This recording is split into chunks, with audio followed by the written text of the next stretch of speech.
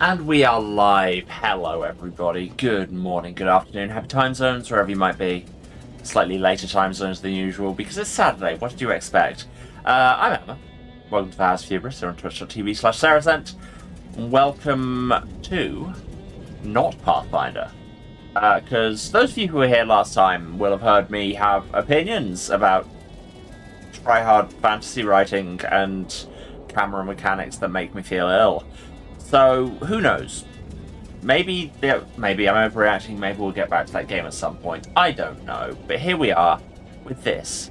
Now, for those of you who don't know what this is, and I imagine that's probably most of you, we should probably start with a little history lesson. Oh, and as ever, this is a new game, so let me know if the audio is too high or anything, because it's always a fun balance.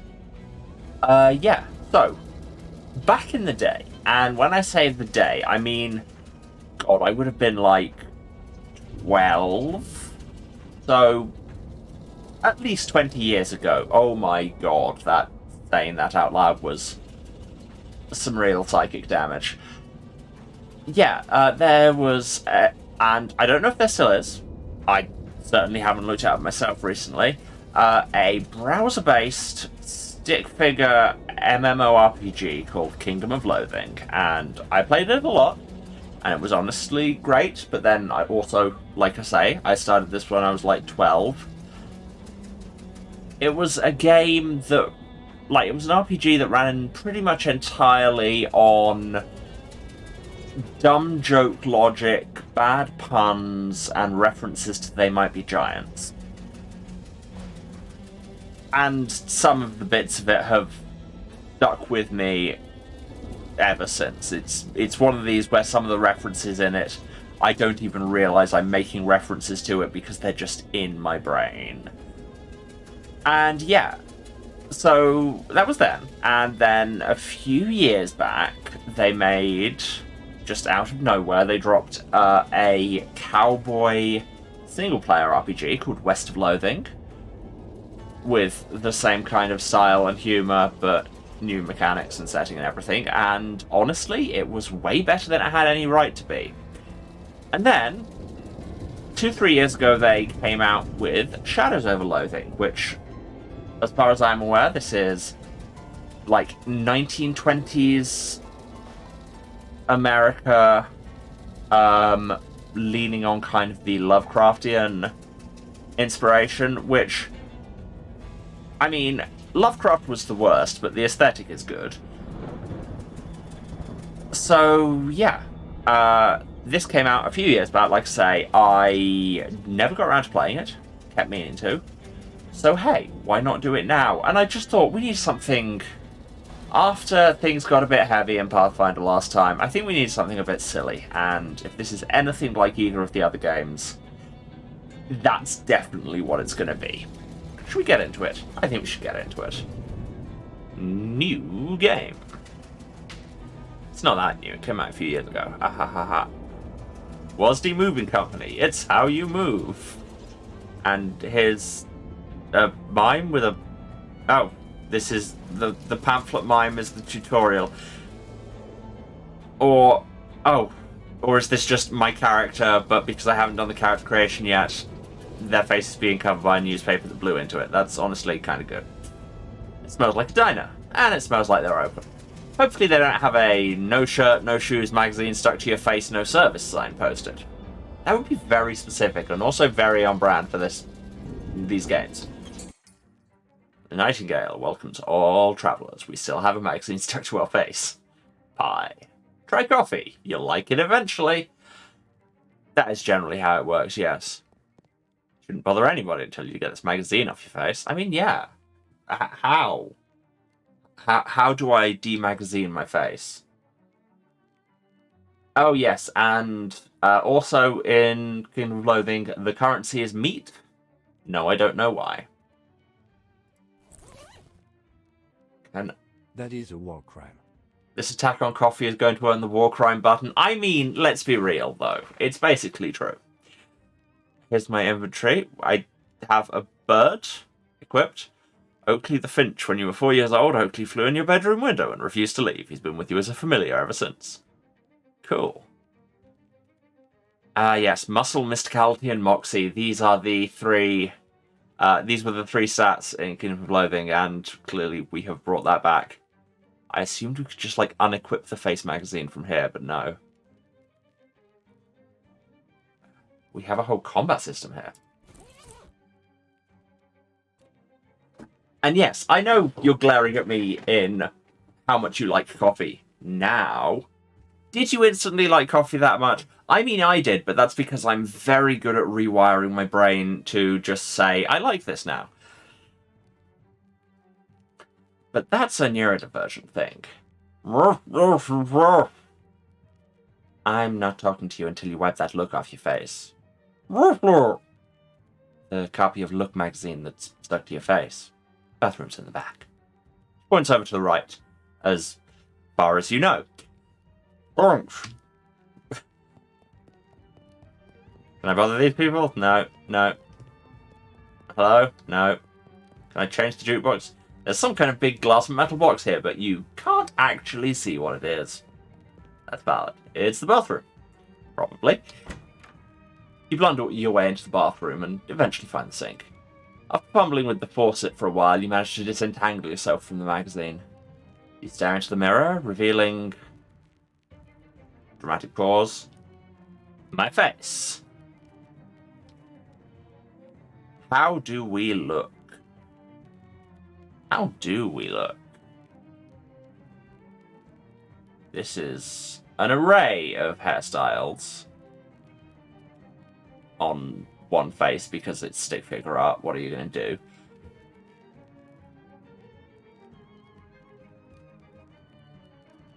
I'm kind of leaning towards the fade, just in a kind of hot butch way.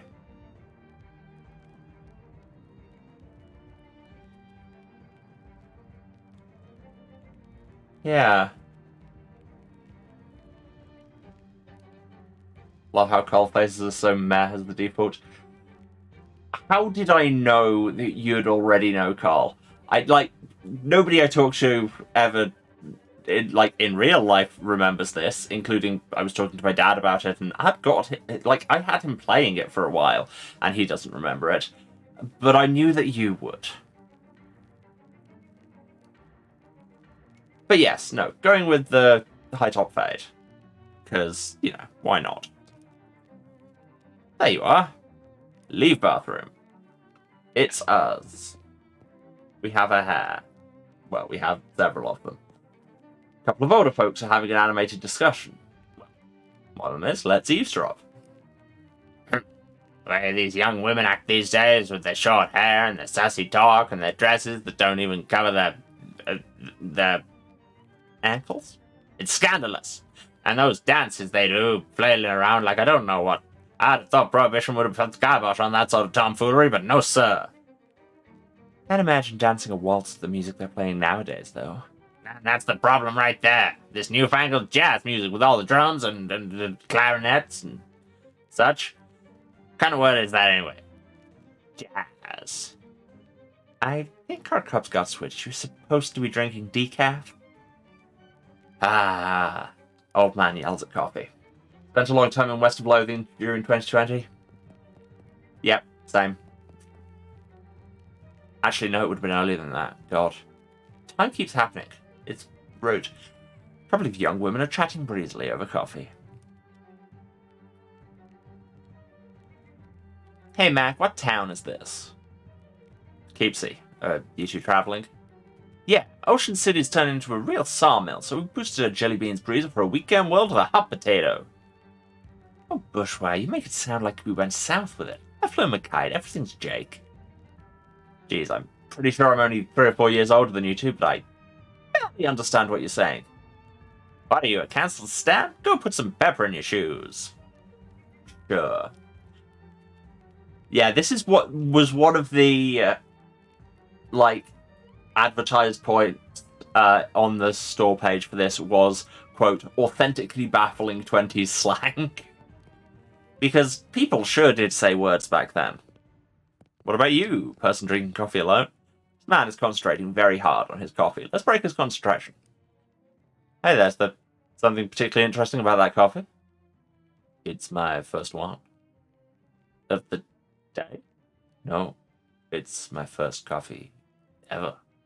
Oh, what do you think? I think it is a bad beverage. It's bitter and it makes my stomach hurt. Oh, well, not for everybody, I suppose. Yeah, I think I'll have another one after this, though. And then, maybe every morning for the rest of my life. And the longer you talked there, the more Dracula you got.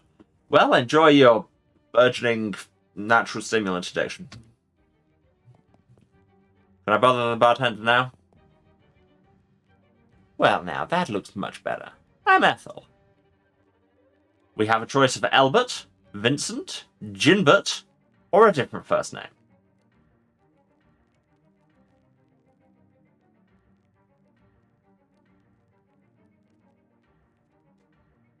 I kind of like Ginbert, I'm not going to lie.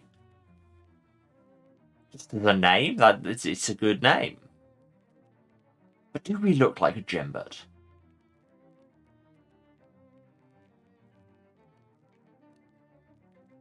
I think we do. It's me, I'm Ginbert. I'm Ginbert. Ginbert who? Ginbert Howard, Ginbert Cox, Ginbert Muir, or something different. Oh, let's enter a new name. What is our last name?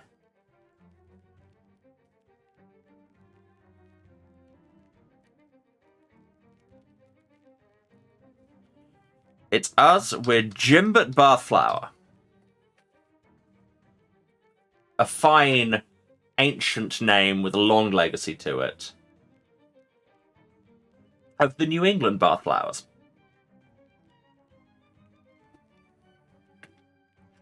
Note that that's the New England Bathflowers. There are two branches of it in England, one of which is slightly younger than the other. None of us have ever been from New England.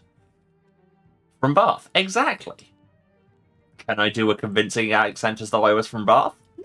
No, I cannot. My West Country is moderate. Anyway.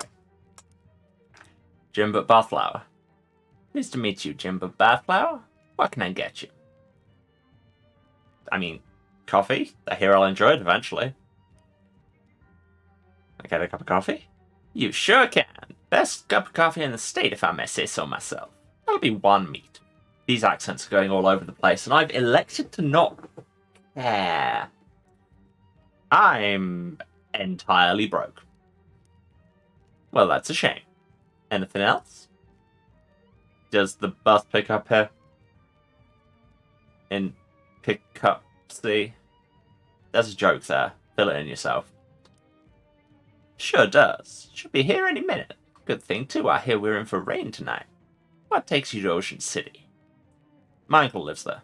I got a letter from him. He wants me to help him with something. That's a reason, Herm, but it's somebody else's reason. What's your reason?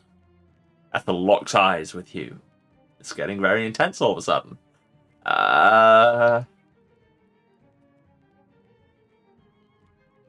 Just really want to help. Got in some trouble back home. I'm searching for something. Seeking my fortune, or mind your own damn business. Ethel's the local therapist in this diner. I mean, it's like it's that bit out of that one Sandman issue. That one Sandman issue, 24 Hours, where you work somewhere like this and you just start collecting everybody's stories.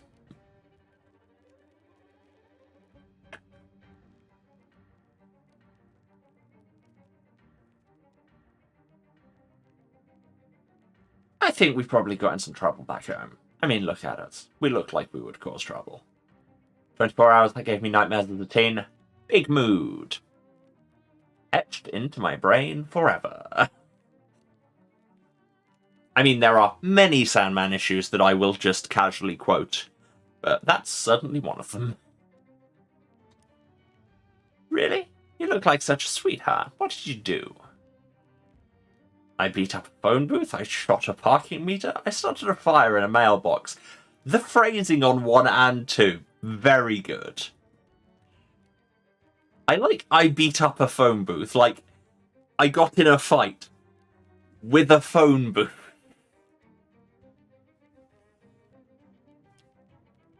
Got a perk. Checkered past. Look out, phone booths. Here comes Jimbered Bath Flower. +1 to melee weapon attacks. That makes sense. And the police are actually bothering to come after you for that? Well, no, I'm just embarrassed about it. Aww. Smile sheepishly and leave. Character sheet. We will have the perk Basic Humanity.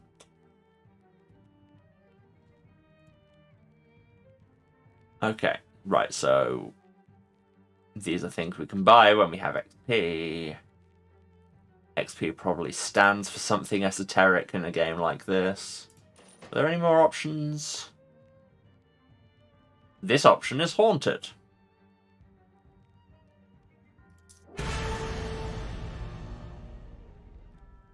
I don't know what I expected.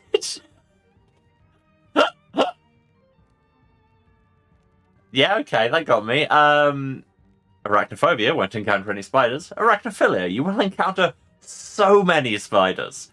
I think I'm okay with a normal amount of spiders. Also, maybe I could learn how to say the word spiders without adding extra syllables in the middle like that. Well, bye. I said the boss will be here any minute. Let's go out and wait. Prologue.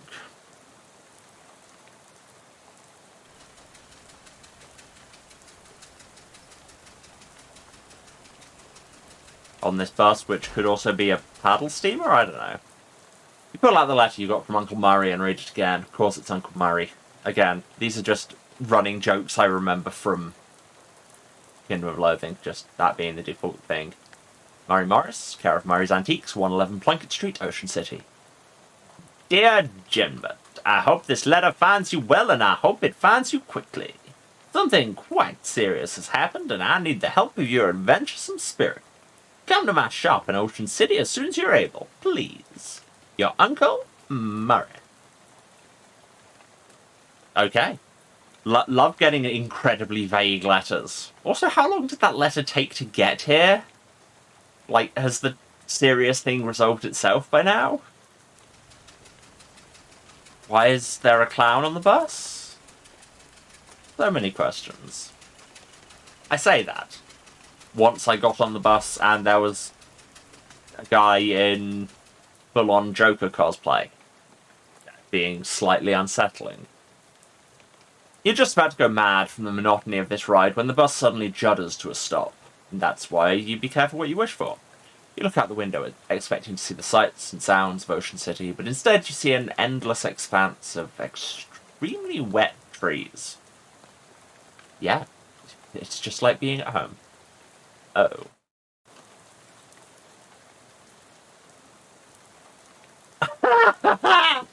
Sorry, we're going to have a lot of me just going, I get that reference, but W. Willis and Co. bus lines take a joyride.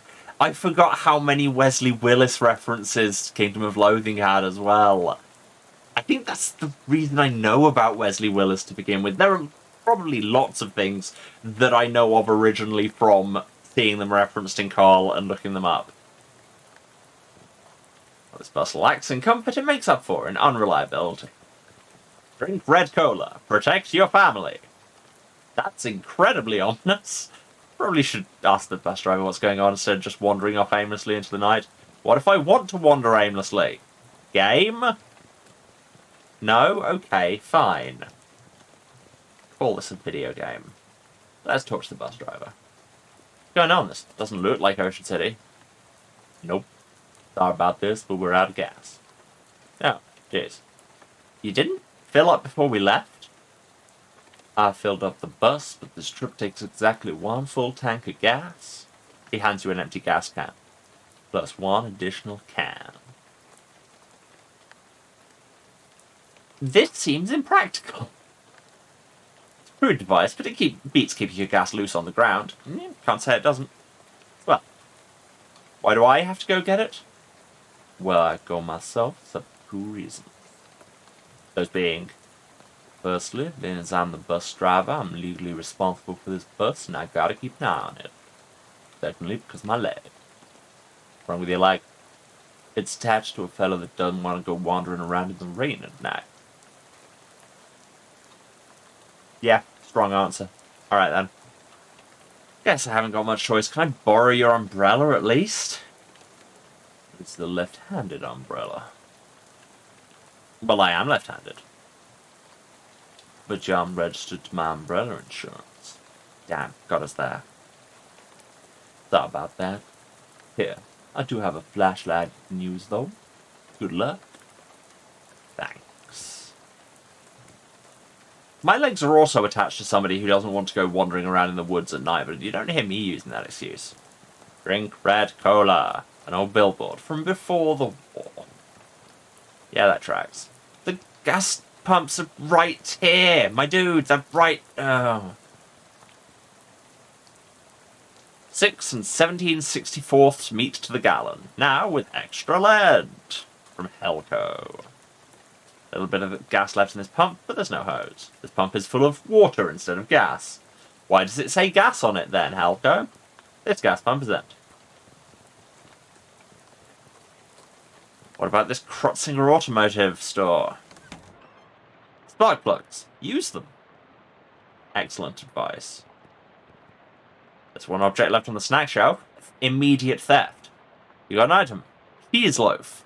Ew. Nobody in their right mind would consider this vile substance a snack. Box of cheese loaf brand pasteurized spreadable cheese food product. Modern technology has done some extremely revolting things. This gas station was built in the exact spot where the bus always runs out of gas. It's supply and demand. Yeah, this is why I'm so bad at economics. Cheese loaf increases your moxie for some reason. Either they're out of postcards or all the scenery around here is invisible. Yeah, no, the writing in these games does get me. Can I just rob the till? Weird that the cash register's pointed toward the front of the store. Well, theft. Mostly empty, but you find some loose change. Great. Meat. Oh, and in case you were wondering... in case you were assuming that, like, meat is just the name of a currency, no, it is literally meat. There's an old baseball bat. Well, I've got a perk that says I'm better at melee weapons because I fought a phone booth. So, you know, we got a baseball bat. Empty oil cans, a whole pyramid of them. Sign says employees only. Are you an employee? I mean, not of here. But it doesn't say that. Really? You never mentioned working at a gas station? Yes. Well, okay. Say so. Never doubt me again, narrator. Broken radio can still be considered nice. Pretty nice radio. And it can. A desk, presumably optimized for doing gasoline-related business. 4 of the drawers contain nothing but old receipts and pencil stubs. The 5th one is locked. This shelf smells like axle grease and old paint, probably because that's what's on it. This shelf is laden with miscellaneous electrical widgets and doodads. Don't have any use for any of them, though, but no, you still steal them, and maybe a use will present itself later if you never played an adventure game. Casually blind myself, I do that in real life, too. This shelf is full of old personnel files. Well, we're an employee, I guess. Let's look ourselves up. I'll be darned. Here's your file. You do work here. Sorry I ever doubted you. Exactly. Never again, narrator. This is your personnel file from the abandoned gas station you work at. Each object that you examine on this shelf is dirtier and more boring than the one you looked at before. Great. I mean, eventually that's got to hit a limit, surely. Like, eventually, as things get dirtier, eventually something will be sufficiently dirty to be less boring. Like, just, wow, that is stupendously dirty, I'm quite impressed. Not boring. And clear of lift before operating. Steve? You know how they say every rule tells a story? Well, sometimes it tells it even more when you've actually put somebody's name on it. Looks like there's control for that car, I think. Button. Must not have power. Some kind of weird machine. I don't have enough mysticality to figure it out. Boo. really want to know the story behind this sign. I mean, I feel it speaks for itself. I feel like Steve probably wasn't standing clear of the lift before operating it. Big tool chest, but all the good tools have already been stolen. Dang it. Fuse box. Ah, open. As advertised, this is a box containing one fuse. However, the fuse is broken, which is probably not intended. Should keep an eye out for a replacement. Must be one around here somewhere. That old flivver looks promising as the source of gas, but you can't reach it while it's up on the lift. God. Completely different bit of nostalgia, but when was the last time you heard anyone say flivver? Look for a fuse in the widget and doodad shelf. Dig through the box and find a single unblown fuse. Hurrah! Replace fuse. Very loud.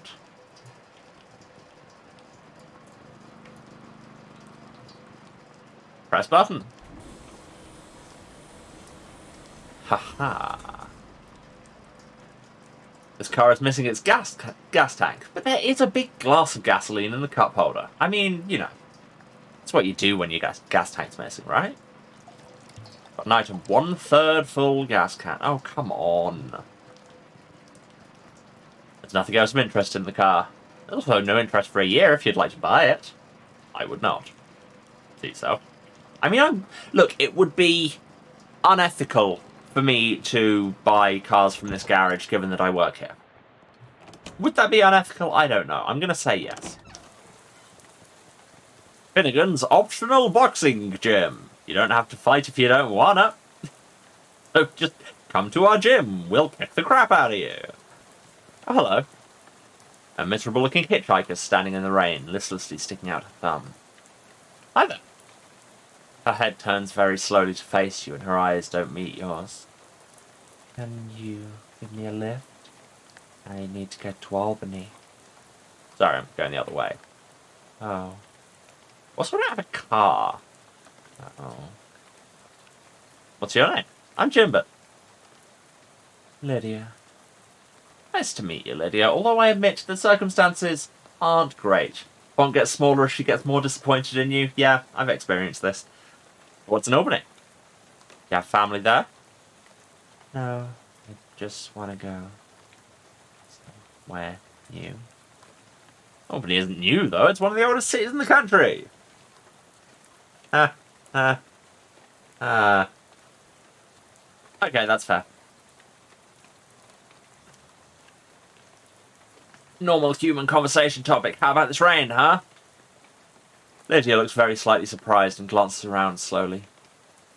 Oh, it's raining. Yeah, sure is. One night to be stuck out on the road, right? I hadn't noticed. I get the feeling you aren't much of a noticer. Well, anyway.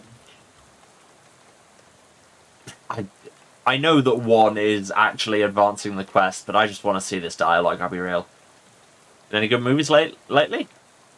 I saw Dr. Jekyll and Mr. Hyde at Nickelodeon. Oh, that's a classic. What did you think? It's very scary. I liked it. I prefer comedies myself. You see the new Buster Keaton one, The Cameraman? I don't know who that is. Oh, he's great. You have to see Sherlock Jr. That's my favourite. It really is terrific. Read any good books lately? I read The Invisible Man. It was really good. Oh yeah, H.G. Wells is great. Have you read his new one? The War in the Air. I didn't care for it. No, the one I'm thinking of is Mr. Something on Something Island. I forget the name. It was terrible. His early work was his best. Like The Time Machine. Ah, yeah, I love that one. Glad we were able to find something we could connect on, Lydia. So, do you know where I can get some gas? Yeah? The bus I was on ran out, and the driver sent me to find some more. Oh? Yeah, I'm trying to get to Ocean City. I've never been there. Hey? Frankly, more games need an button. Long, awkward silence. Hey, bye. Good luck with hitchhiking to Albany. This field is extremely corny. Yeah, I can't argue with that. Oh, somebody lives here. Could you not, like, go... There's a house here you could start... Okay, never mind. Is this your house? Hey, I want to be unfriendly, but this is a private residence that y'all just barged into. Oh. Geez, sorry, everything's so desolate outside. I guess I just assumed this place was abandoned. Well, come on, you'll be right. So you might as well get in out the rain for a spell. Thanks. My name's Jimbert Barflower. Howdy, Jimbert. I'm Elias Chekhov. Make yourself at home. You have a gun, don't you? Yep, there's a gun over the fireplace, because of course there is. And the three classes of things when you're moving house: bears, gears, and tears. All these boxes are labeled bears. Ooh, we can ask. These boxes really full of bears? No, those boxes are all compared. I had a little fun around the labels, is all. You want a can? I got one left that didn't fit. Bibson's Extra Sweet Pears. The can of pears in a syrup the label describes as sickly sweet. They should really hire a new copywriter. Thanks. There's a weird device here. What's this funny looking thing? That's a duck call. What's it for? It's for calling ducks. Oh, fun. Used to be. Don't work anymore on account of being haunted. I don't know why the one Americana source my brain has apparently gone to for these voice prints is "Oh Brother, Where Art Thou?" I've seen that film a lot of times, so that's clearly just... This is what small town people all across America sound like, right? Shut up. Haunted? Yeah, well, not haunted exactly. Bunch of spiders going in there, and night sounds all scary when you blow it. I see. If you want it, it's yours. You gingerly take the duck call, trying very hard not to think about spiders. It's a haunted duck call. You're pretty sure this duck call is haunted, but yeah, you can't remember the story of how it got that way. Reduces an enemy's stats by 1 when you honk at them once per fight. Makes sense? Yeah, what spiders? Good job. We're very good at making ourselves not think about spiders. Ah, we're auto-equipping stuff. Excellent. Lovely. Baseball bat. Classic dirt water slugger. With this, you can either take somebody out to the ball game or just take them out. Everything you own's in this truck, including your portable carpet steamer. We can unpack it just here. Being polite to go through your stuff in somebody else's living room. That's fair. Also, there's a gun. Ask Mr. Chekhov about the gun. Keep it your current accent. This is just a commentary track from me. I theorize his accent, rural Pennsylvania, based on a lot of Lovecraft being New England. Yeah, like, that's the other thing is, I can't do a rural New England accent from the 20s. I can barely do any actual real American accents, let's be real. Yeah, you get what you get. But yes, that's what I had assumed as well. Because, I mean, they said this is Poughkeepsie, which is, what, Illinois? Back me up here? Or at least we came from Poughkeepsie. Or is it upstate New York? Chat. Remind me how geography works, please. Anyway, about this gun. You leave this rifle behind? Yep. How come? Well, it's a varmint rifle. Where I'm going, there ain't any varmints. There's vermin, to be sure, and critters and such and like that. But the almanac don't list any examples of a varmint qua varmint, if you know what I mean.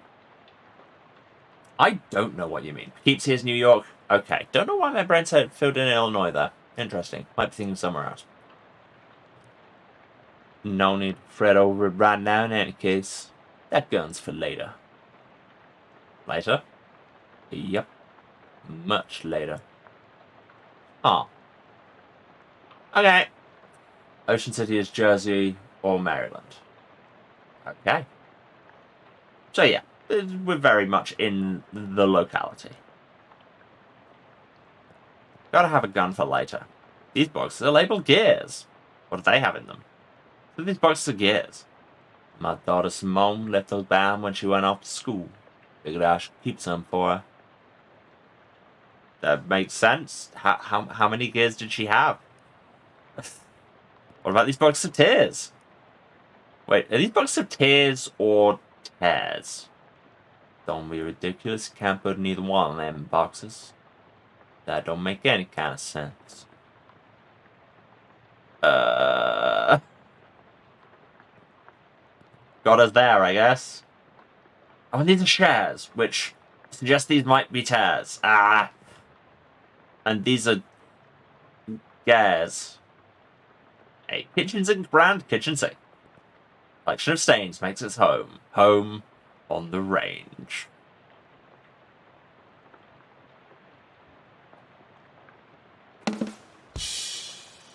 Took me a second to find that button. These boxes are labeled shares. It's in here. Stocks. Business. Where? Oh, they're shares.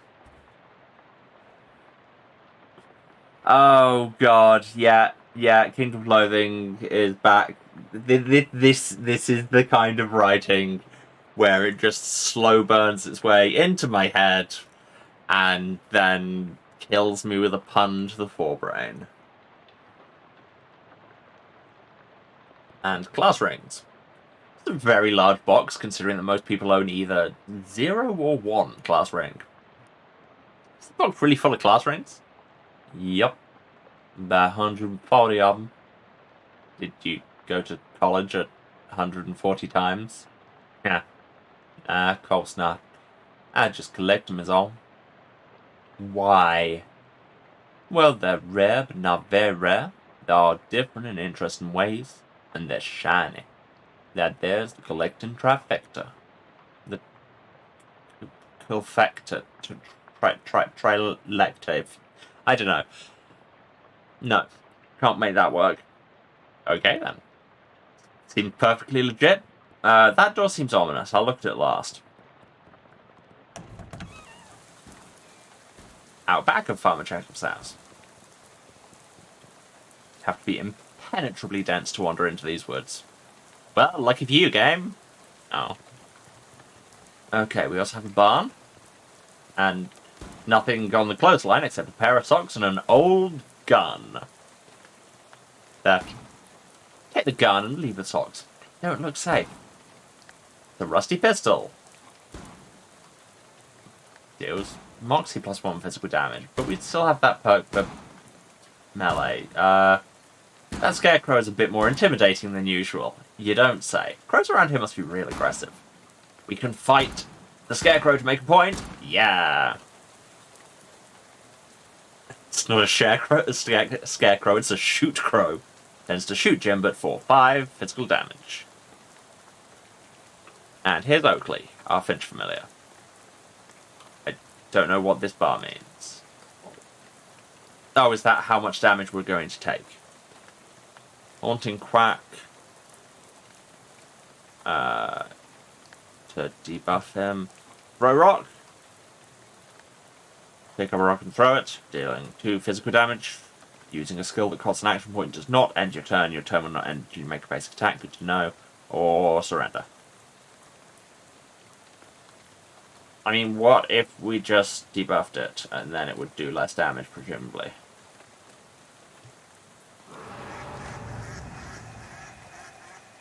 Yeah, that's pretty haunted.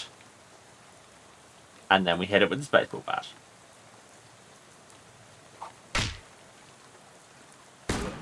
And then it shoots us. Ah, but Oakley is buffing us. Hurrah.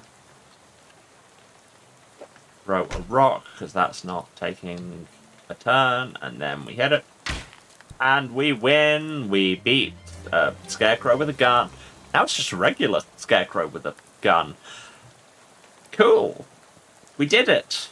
This thing, Crow Menacing days are over. I mean, sorry, Elias.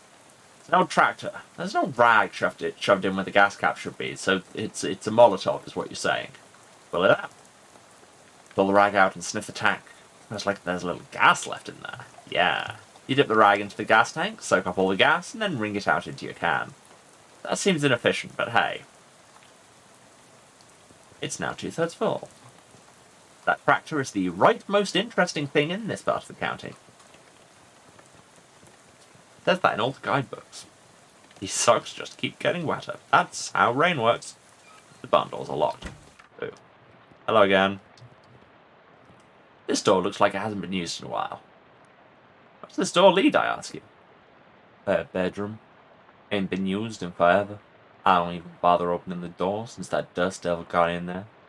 Feel free to help yourself, though I doubt you'll find much use. Dust devil? Yeah, those critters are a real nuisance around here. They're attracted to beds that ain't been cleaned under properly.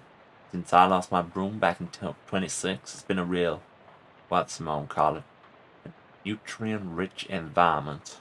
Ornery little piece, real territorial. Okay.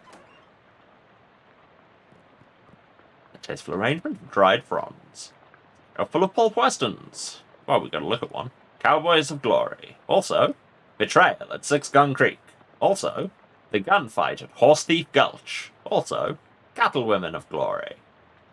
That sounds like a different kind of publication. A dusty old nightstand. Oh god, nightstands. Again, this is running things from Kingdom of Loathing that are just taking me screaming back to the past. Find our wallet in the drawer. Cool. We've just presumably taken his daughter's money. Also, why is... You can't see... Ah, there you go. My head was in the way of it. There's this one line between floorboards. It's a lot darker than the rest of them. There's a loose floorboard here. Oh, we don't have a crowbar or anything. Should have thought that through. Also, do we get our health back between fights? Do we get our health back?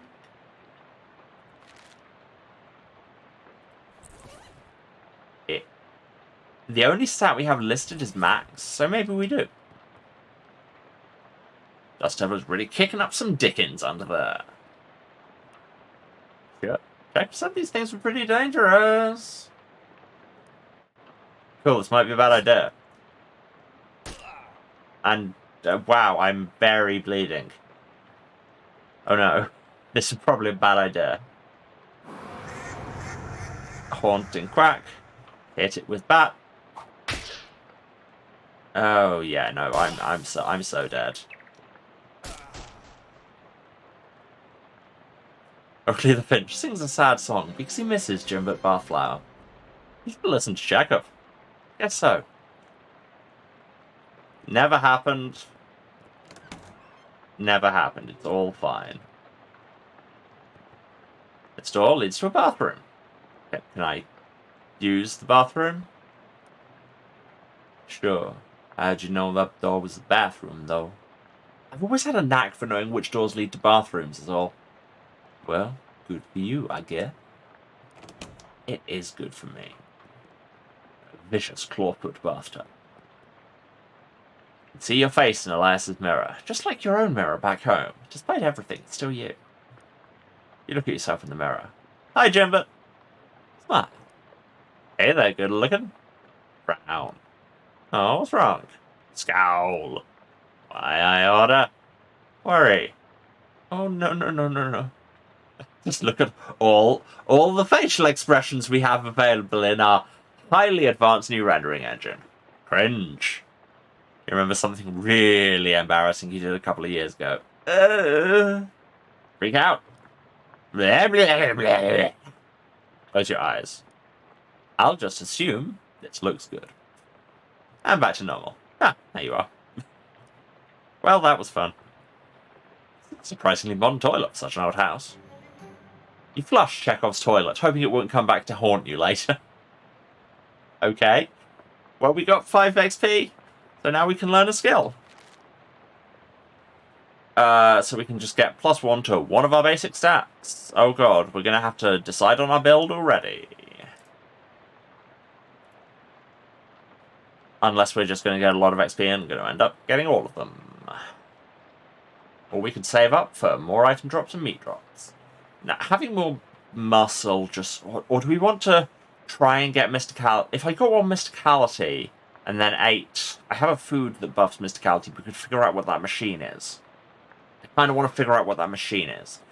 Oh no, I'm taking the knowing things skills. It's completely unprecedented and not like every RPG I've ever played. Ah, they have more text. You might not be the sharpest tool in the drawer, but you're not the dullest knife in the shed. Your Mysticality helps you figure things out, sound smart when you talk, and deal damage with magical weapons, mostly utensils. Can't put you back into it if your back is barely strong enough to support the weight of your own head. I mean, that's fair. Muscle lets you lift heavy things, break fragile things, and deal damage with melee weapons.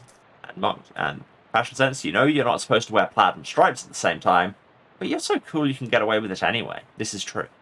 Your Moxie helps you look cool, move with grace and style, and deal damage with ranged weapons, guns, and musical instruments. And good eyesight. You can recognize the letter E from really far away. Yeah, I don't know if we're going to be doing a mystical build overall, but also I want to know what that machine is. Does this synergize with our checkered past and history of fighting a phone box? No. But here we are. I'll be back. Eventually. I need to go and cook something in a garage.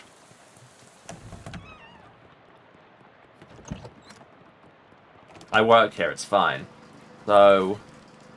Was it the cheese? No, cheese loaf is plus Moxie. Bibson's extra 2 pairs. Increase Mysticality by 1. You open the can using the can opener you keep hidden in your sock in case of can-related emergency, and eat the sugary pears.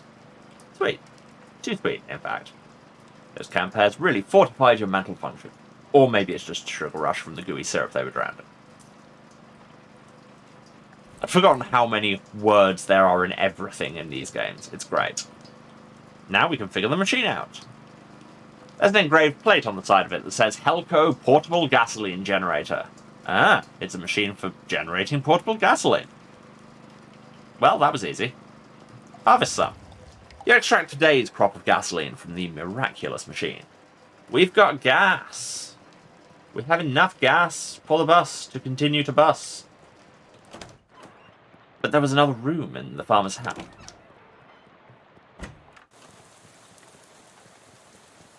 Also, there's a devil we could fight, but to be fair, it's not like we actually improved any of our combat stats with that level. Hydrate and stretch, an excellent point. Aha. Yes, Elias, I'll talk to you later.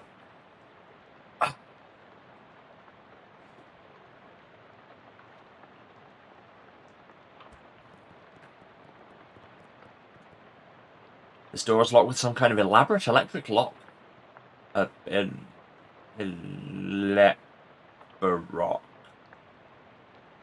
No. Ask about it. What's in this door? Oh, that's my daughter Simone's room, which left for college.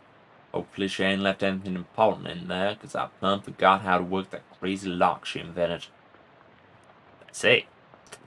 Well, okay. Now we're talking to you. So, you moving out? Yep. I finished packing, so now I'm just waiting for the movers to come and take this last load of stuff.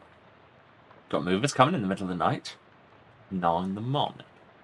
But I went and packed my teddy bear and forgot which box he's in. Can't sleep. I see. Why are you leaving? Well, my daughter went off to college, so there's nothing keeping me here. I never particularly cared for farming anyhow. Just kind of fell into it, you know? So I reckon I'll take the opportunity to retire and travel a bit. See what kind of trouble I can get up to. Huh. Nice. So what's your story? What you doing out on a night like this? I got a letter from my Uncle Murray. It sounded urgent, so I hopped to bus to Ocean City. I ain't sure how to tell you this, but got a ways to go yet. Yeah, the bus ran out of gas, so the driver sent me to scavenge for some more. I gotcha. Well, I think there's an old gas can in the barn out back. You're welcome to it. Thanks. I mean, I've got gas, but you're giving me more stuff, I'll take more stuff. Adventure game protagonist. I gotta warn you, though. You'll have to fight my daughter for it. What? Well, technically I should say my daughter's monster. What? Thing my daughter Simone built. What? See, my kid's a real technical whiz. Build an auto-ominous rope attraction to help with plowing and harvesting and the like. Worked real nice, too. Wow. Problem is, after she left and blew a watts at you and got violent. I'm pretty good with machinery. When it comes to those newfangled electrics, I might as well be a dog trying to read Plato. So I locked it in the bone. Thank you for giving me gas. I definitely didn't already steal 10 pork chops from your old wallet, and now I don't know what you mean. Nobody saw anything. I see. You're welcome. Try your hand against it if you mind to. Please be careful. Got a lot of sharp bits on it. Is the key. The third most common sort of key you find on a farm, after dawn and turf. Badum-tish. Thanks. Cool. Well, we've already bothered one thing we didn't really have the stats to fight. Unlock the barn. You heave the doors open and leave the key in the lock in case Elias wants to lock up again later. Nice to have an explanation for keys disappearing from your inventory sometimes. We're inside the barn. This is a nice barrel. It'd be nice if it had anything else in it. I have a recurring nightmare about searching something in one of these. I mean, who doesn't? This cabinet's rusted shut. We don't have the muscle to force it open. This is just a painting of a bunch of tools. Parmenides. Wait, was it Parmenides? Am I remembering that story right? Dang it. One of them was Zeuxis, and this is the other one. Damn it. A watering trough, some long-gone livestock. Based on the arrangement of objects around it, you conclude that this is a machine for turning hay bales into loose hay. 90% of the way there. A baleful pile of hay. There's the gas. We just need to dodge the monster. You're not going to get past that thing without destroying it. Okay, apparently we're not going to dodge it. Fine. We fight. Simone's monster. It's going to zap me for 5 damage. Or I could just throw a rock and then hit it with this baseball bat. Yay. Simone's monster is now just a pile of parts on the floor. Rest in parts. Rest in parts. It's a workbench for welding. We don't have the moxie to search it. Or do we? Because cheese loaf will give us +1. We'll replace the pair effect. It's nice that we get notification for this. Yes. Cursed by an absence of crackers, you eat the cheese loaf with your bare hands. In the end, you are unclean, both inside and out. The high fat content of that cheese adjacent snack you ate made you better at relaxing. Blech. Indeed. But now we have Moxie. Mostly tools you don't understand, but you do find some gloves. A pair of thick gloves designed to protect your hands from errant sparks caused by your negligence and lack of welding skills. Wow. Way to put it harshly. But yes, that's armor against hot, which is going to be one of the elements in here. What were the elements in Kingdom of Loathing? There's hot, cold. There's sleaze. I remember that much.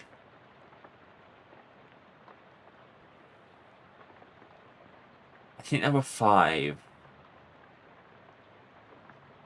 I should probably remember this, but it's been a very long time. Very long time.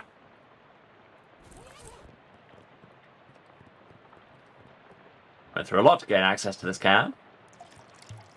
Victory is sweet. Probably the lead that makes it sweet. It's 133% full. We have so much gas. Go up there if it weren't for your hay fever and you're falling out of Loft's fever. Hot, cold, spooky stench and sleaze. God, I knew like the other one was green, and I had a feeling it was something like grey. But yeah, God. I killed the monster to pick your gas. Hey, lads. What can I do for you? Oh, yeah, also we killed your scarecrow. I had to beat up your scarecrow. Sorry. Well, I was leaving him behind anyhow. Why'd you go and do a thing like that for? It shot at me. With a gun. Oh. Oh, right. Yeah, that's perfectly reasonable then. Right. Okay, well, we have so much gas. Just so much. This can full of more gas than you could possibly conceive. And we'll get back to the bus in a few minutes because I need to take a short break. I am already having a good time. I hope you all are as well. So hey, I'm going to go and get up and get some water and run some ads and all of the self-care things. You should do the self-care things too. Get up, move around, have a drink, have a snack, take your meds if you need to. This is a reminder. And go and don't commit petty theft, I guess. Or do. I'm not your mum. But in any case, leave the ads running, and I will see you in a bit. More coffee sounds like an excellent plan, especially for those of you where it's Saturday morning. Okay, yeah, I will see you in a bit.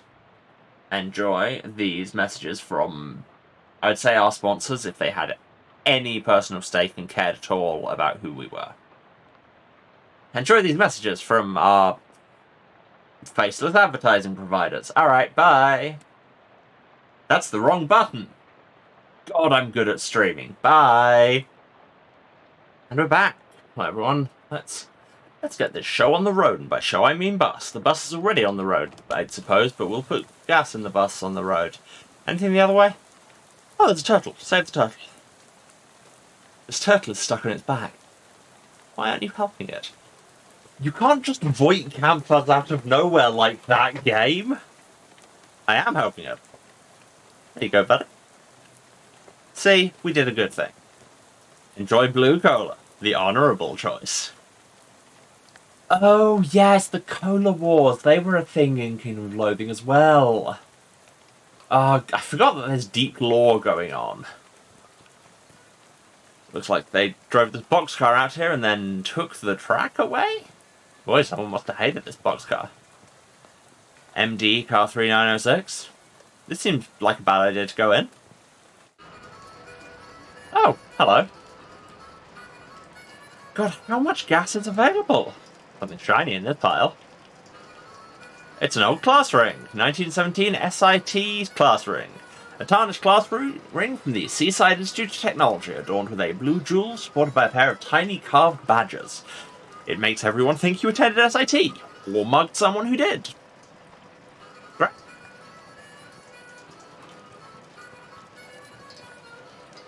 I'm gonna steal your gas, okay? I was never here.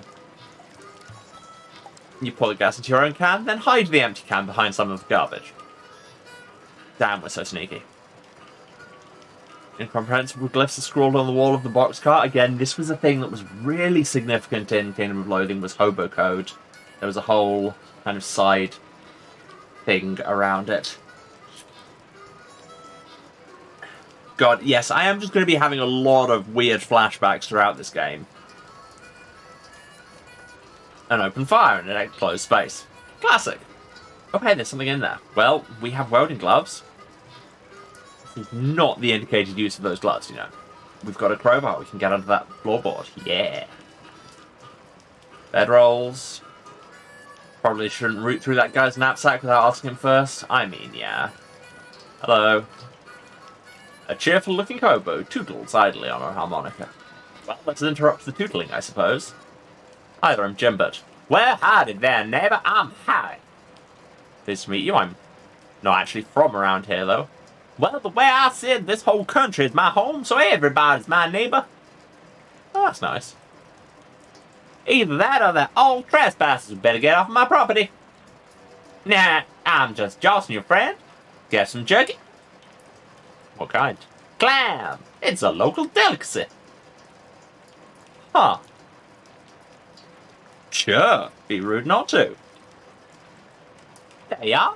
Can't abide the stuff myself, like eating a dried slug, but saltier. Young people, that's exactly what it is. You're really selling me on this old local delicacy. Yeah, me, the locals are a bit weird.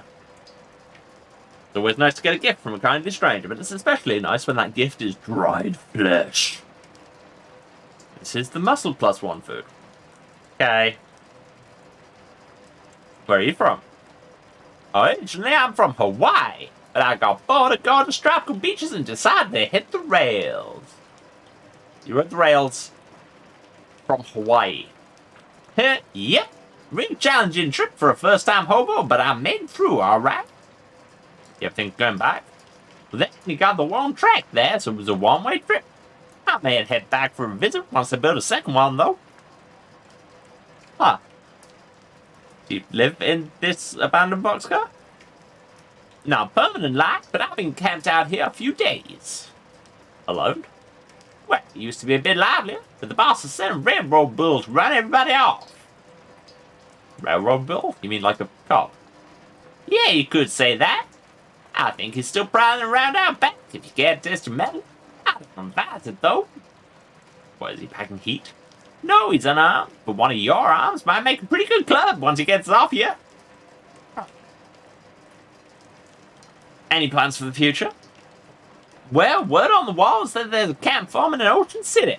I figure I'll mosey on over there once this rain lets up. Word on the wall? I've never heard that phrase. Like through the grapevine. Similar. I see. Okay, bye. Okay, we could force the door open if we ate the jerky. Or we could walk 1,200 miles to Topeka.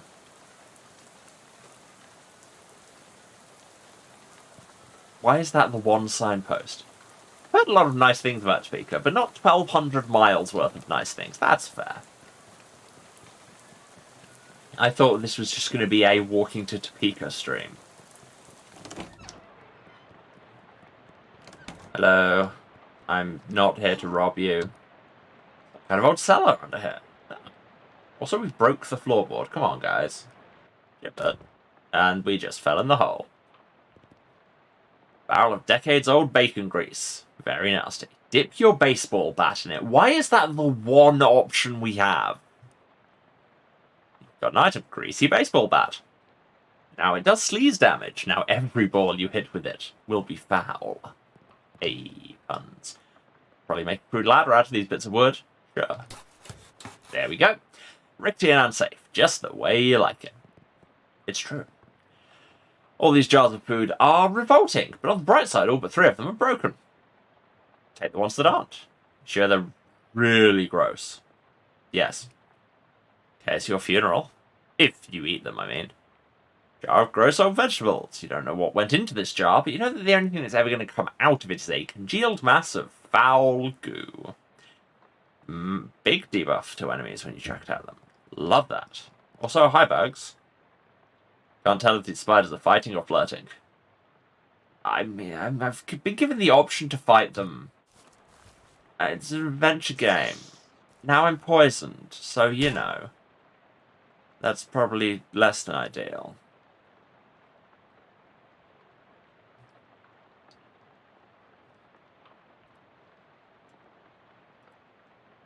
A blind spider and a more dangerous blind spider. Well, let's debuff the more dangerous one.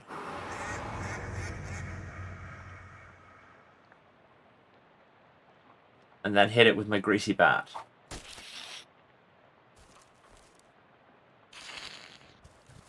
Yeah, I'm probably about to die.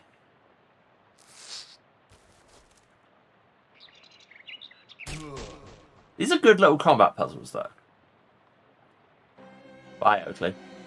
Apparently have somewhere south of 2 spiders worth of fight in you. What if I threw these vegetables at them? Yes, poisoned, I know.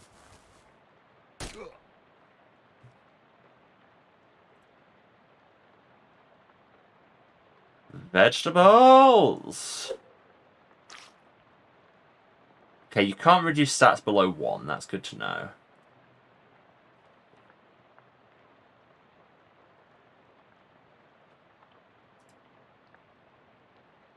And then if we rock and bat, one spider down. Now we only take 4 poison damage. And rock. And bat. To be fair, I don't think we actually needed to use the vegetables. Although it would have limited the amount of poison we got given. Anyway. You've rendered Chekhov's Cella? No. What is this, Italian? You've rendered Chekhov's cellar spiderless. Or at least free of spiders that are large enough for you to see, which is largely the same thing. Hopefully the finch grows stronger. Better. Anything more this way? No? We're going to get up there and it's going to turn out that, like, they were his pet spiders. It's that terrible lad he built. LS? Oh yeah, we found this class ring as well, you might like it. That's our class ring. Hand it to him and he looks it over. Here, 17 SRT ring. I got one of these in faux emerald, not a faux sapphire one like this. These are the ones they gave to the junior varsity pig skinners. A little enchantment on them so the kids wouldn't get quite so many concussions, probably worn off by now. Is it worth anything? No, not to a jeweler or pawnbroker or anything like that. 8-carat gold and the stone's made of glass. Glad to give you 30 meat for it. Such as myself, if you're interested in selling it. Sure. He fishes some meat out of the pocket of his overalls and hands it to you. Pleasure doing business with you. Thames. Now we have 47 meat. Where were we going next? Oh yeah, I was going to force that door open and fight a railroad bull, which is absolutely going to be a real bull. But to do that I have to eat the jerky.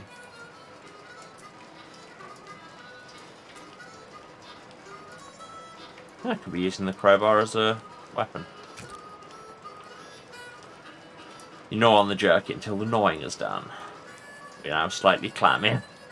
Your body is now approximately 1% clam, on account of the small amount of clam you just put in it. That makes sense. Yes, this door is extremely heavy, but we are full of clam. Oh hey, it's a real bull. Who could have seen this coming? Somebody's placed a sheet of filthy linoleum on the ground here in an effort to lend legitimacy to this outdoor kitchen. I mean, yeah, that's how it works. Doing this pot's beyond help, but you could probably salvage the ladle. And we should. The ladle, it's a spatula! No wonder the stew's so messed up. Spatula has been used hard and cleaned never. Gross. One of those newfangled indoor-outdoor refrigerators. I mean, they're all that if you're, like, strong enough. Someone left a perfectly good mason jar full of gasoline in here. It's mine now. Now I have 200% of gas. There's carving on the trunk of this tree. It says, Howie loves playing the harmonica. Aww. Hello. Minotaur. Oh, that's that railroad bull Howie told you about. Although, railroad minotaur would probably be more accurate. Take the bull by the horns. Halt, trespasser. The Manifest Destiny Company Railroad Minotaur tends to gore me for 5 physical damage. Well, what if we debuff you? Now it'll only be 4 physical damage. And now I hit you with this bat. I also do 4 damage, and I have more HP than you and also got to go first. Be dead.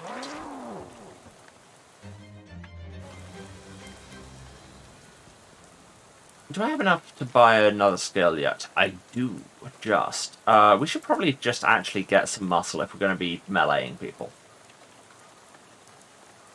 Just, come on, synergies.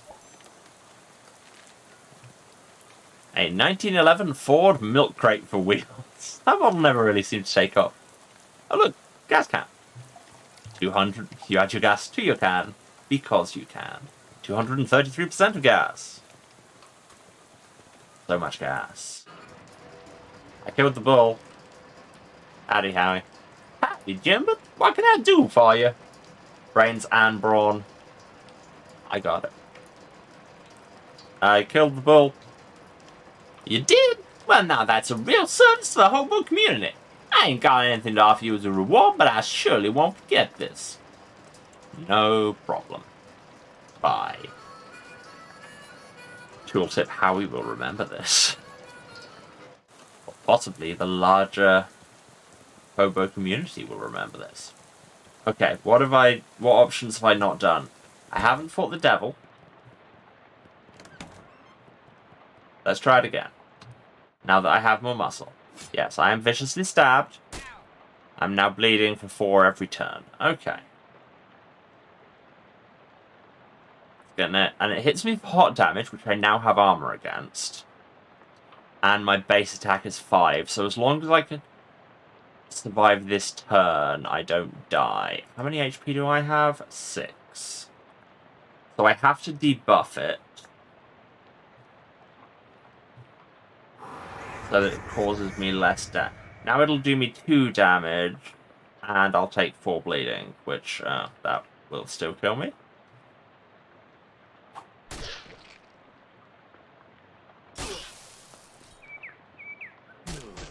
Surely will.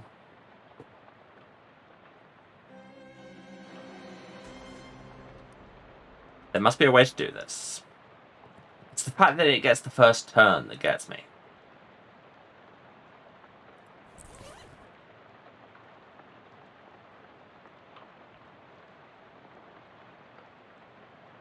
Anything in particular that would save me here?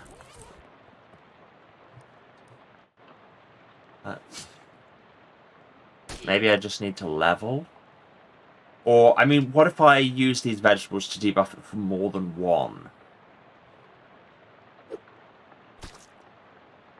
Now it's going to hit me for 1. I'll take 4. That'll be fine. Eat a rock. Eat a greasy baseball bat. Disclaimer, do not eat a greasy baseball bat. That's weird. Oakley gives me AP and a random stat, and then I hit you with this baseball bat and win. Yeah! I can beat the devil with a bat. We really gave that devil its due. Hey. Anything under the bed now? Dust under this bed is no longer bedeviled. Good to know. Yeah. Carry that dust devil in your bedroom. Did you now? Well, thank you kindly. Of course, it's a bit late for my purposes, but I imagine the next occupants will be grateful. Hope the thing didn't rough you up too bad. It only killed me twice. Can I have this gun yet? No? I think we might be done. I think I have all the gas I could. There's a weird plaque where Lydia was standing. Historic site. At this exact spot, on the 13th of October, 1908, the state's first mass-produced automobile, a Ford Model T, purchased by Hiram O. Crullins, accidentally struck and killed the state's first hitchhiker, Lydia Barnsley. Yeah, I assumed it was a Phantom Hitchhiker story thing going on. Apparently that woman you talked to a few minutes ago has been dead for exactly 20 years. Good. Well, everything about this is great, and you aren't regretting this trip before you even arrived. Go about to your normal, non-haunted day. Was there anything else? So, we did everything in there. Did everything in there. Yeah, I think we have everything. It's weird that there's 230, like... You need 3 gas cans, like gas pips, and they give you 7.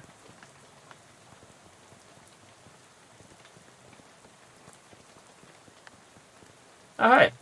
Hello, turtles. This turtle seems to be heading into Ocean City too. At rate, it might beat you there. Well, not if we take it with us, then we'll arrive at the same time. What do you want to name the turtle? This is the greatest decision I've ever been called upon to make. What would Ginbert Bathflower name a turtle? The answer is, of course, Hieronymus. Hieronymus it is. A turtle. It's like a slow bandage. Each round of combat heals a random wounded ally, even by his mysticality, which is 1. But if we level him, it will be more. So, I mean, Oakley buffs us every turn, but given that we don't have access to any other heals at the minute, I think Hieronymus might be the way to go. Anyway, I have gas. How did you talk again? Hey there, friend. Any luck with the gas? Show you the driver your gas can. Well, his gas can. Well, this can doesn't usually hold that much gas. God, he's just turning into Farmer Chekhov. Not sure how you did that? Well, whatever. You ready to hit the road? Yes. Takes the can and empties it into the bus's tank. And with that, we're on our way. All aboard. Back on the bus. You climb back on the bus and return to your seat, and soon you're dozing off to the sound of rain spattering on the window beside you. Unfortunately, it's barely an approximation of sleep, sort of sleep that you slip into so gradually that you don't even know you're asleep until something wakes you up. Isn't that... Okay, real question. I'm having one of those moments of... Is this how normal humans live? Isn't that how sleep always works? I thought that was just how sleep worked. Have I been sleeping wrong for the past 30-some years? Probably. Lunkard Street. And you realise that you're meandering through thoughts of the past few minutes have been utterly strange, shadowy tendrils of whispering ideas. Hey kid, this is your stop, right? That are now totally forgotten. All ashore, what's going ashore? Thanks for travelling, Willis Bus Co. Okay, bye. Well, there's our uncle's antique shop, so we will go the other way. Ola War's surplus. Closed for the night. That makes sense, I suppose. This place is going out of business. Well, going seems inaccurate. Probably nothing you want in here. Have you met me? I'm an adventure game protagonist. I want everything. Hello. This hobo seems wholly unperturbed by the rain. Nice weather we're having? He smiles, then looks up and lets the rain splash in his face for a while. Heh. Suits me just fine, I guess. A wise man once said the rain falls on poor men and rich men alike. Was that before umbrellas were invented? Or my name's Gus, by the way. Callbacks. Hi, I'm Jimbert. Pleased to meet you, Jimbert. Say, you wouldn't have a couple of meat to spare, would you? And some honey? Sure, I have like 47. Flip Gus some meat, and he beams. Phrasing. Thank you very much, Jimbert. Oh, Gus won't forget your kindness, you bet. Take it easy, Gus. Gus smiles at you and continues to enjoy getting rained on. Hey, somebody's got to. Disclaimer, this is not true. It's a bus stop. It's a trash can full of trash. Video games, dig through trash. Find a discarded bottle of cheap cologne. Inexpensive to begin with, and throwing it away didn't make it any more valuable. Okay, so it's a potion to increase my stench armor. Police. The note says, lease. I think this store sells broken glass and drafts. Yeah, it's not the greatest shopping area in the world. I mean, death of the high street, but this was happening like 100 years ago. The building looks perfectly solid. Maybe it's just the people renting it that were condemned. God, that would be harsh. Its trash's reach has exceeded its can's grasp. Alleyway. Given the current conditions, dark and stormy, you probably shouldn't wander into any alleys. That's fair. The Ocean City Watchful Eye. Door to the newspaper office is locked and the windows are boarded up. Looks like print really is dead. You'd have thought it had at least 7 or 8 more decades left. Ooh. The Cuberus Building and Loan. The bank's closed. Can't see anything interesting within walking distance in that direction. Secureburus is very good. Okay, let's actually go to the place. The bell over the door jangles as you walk into Murray's Antiques. The young woman at the counter looks up as you enter. Oh, hi. You must be Jim, but we don't get many customers at this time of night. Or at all. Really? Yeah, that's me.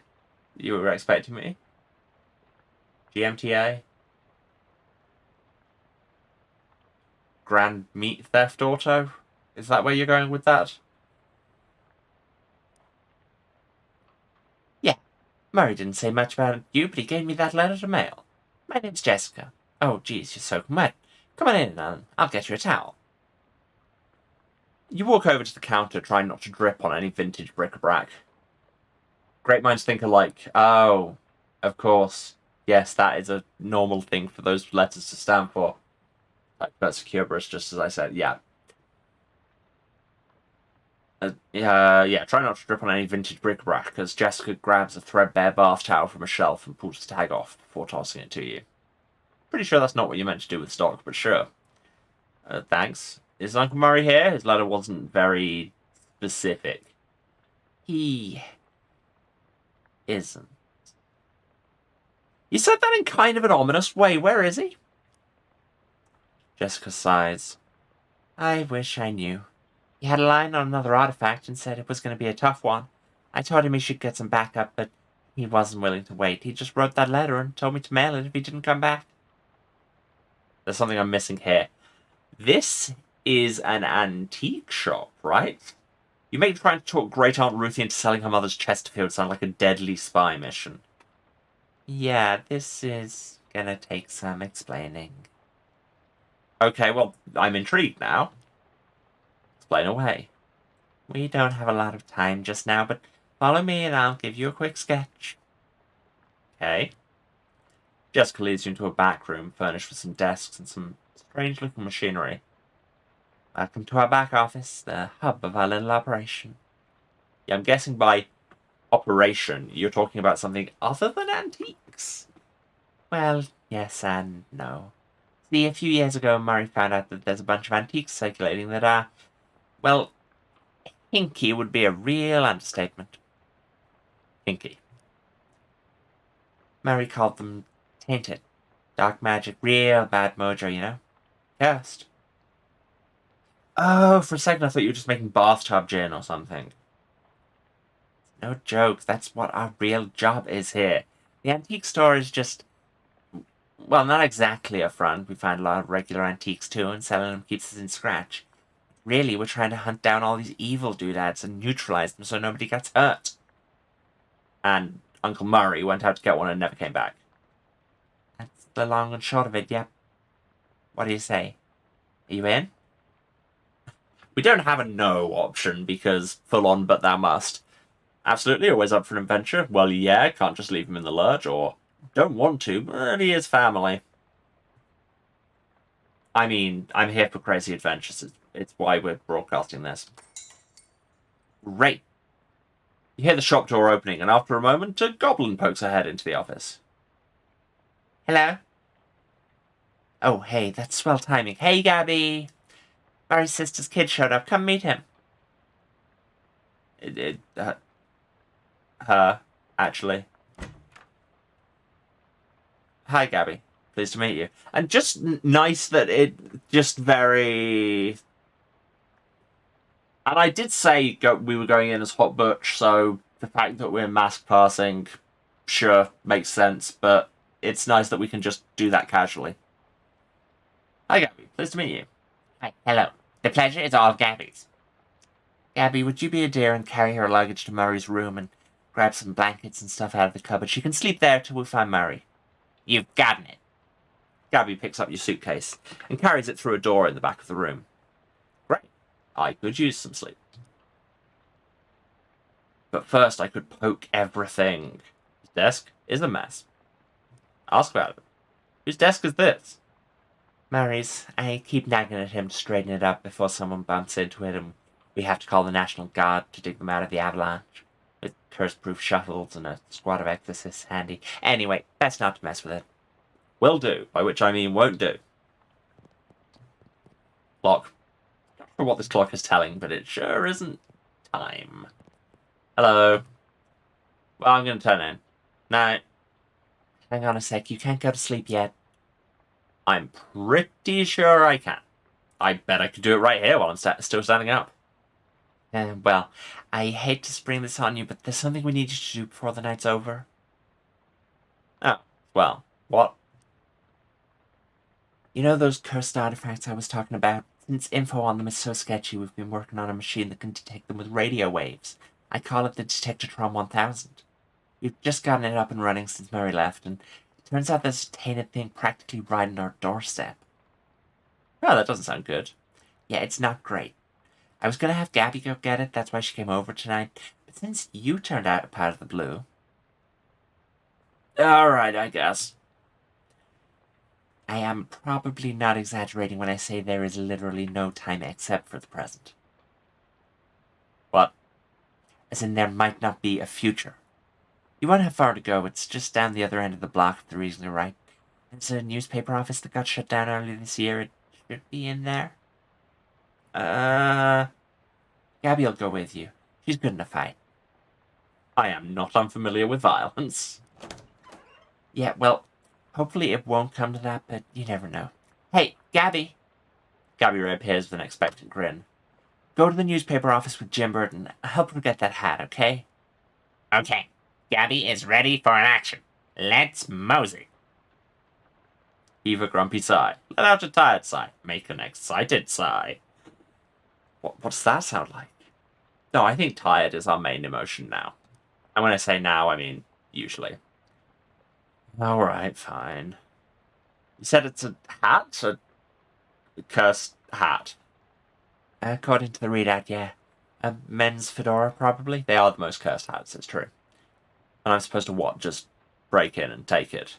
Well, not break exactly. I managed to finagle a spare key out of the guy at the realtor's office. I'm pretty sure that still counts as breaking and entering. You'll be in and out and back here and in bed before you know it. We've got the office key. Hey, wish me luck, I guess.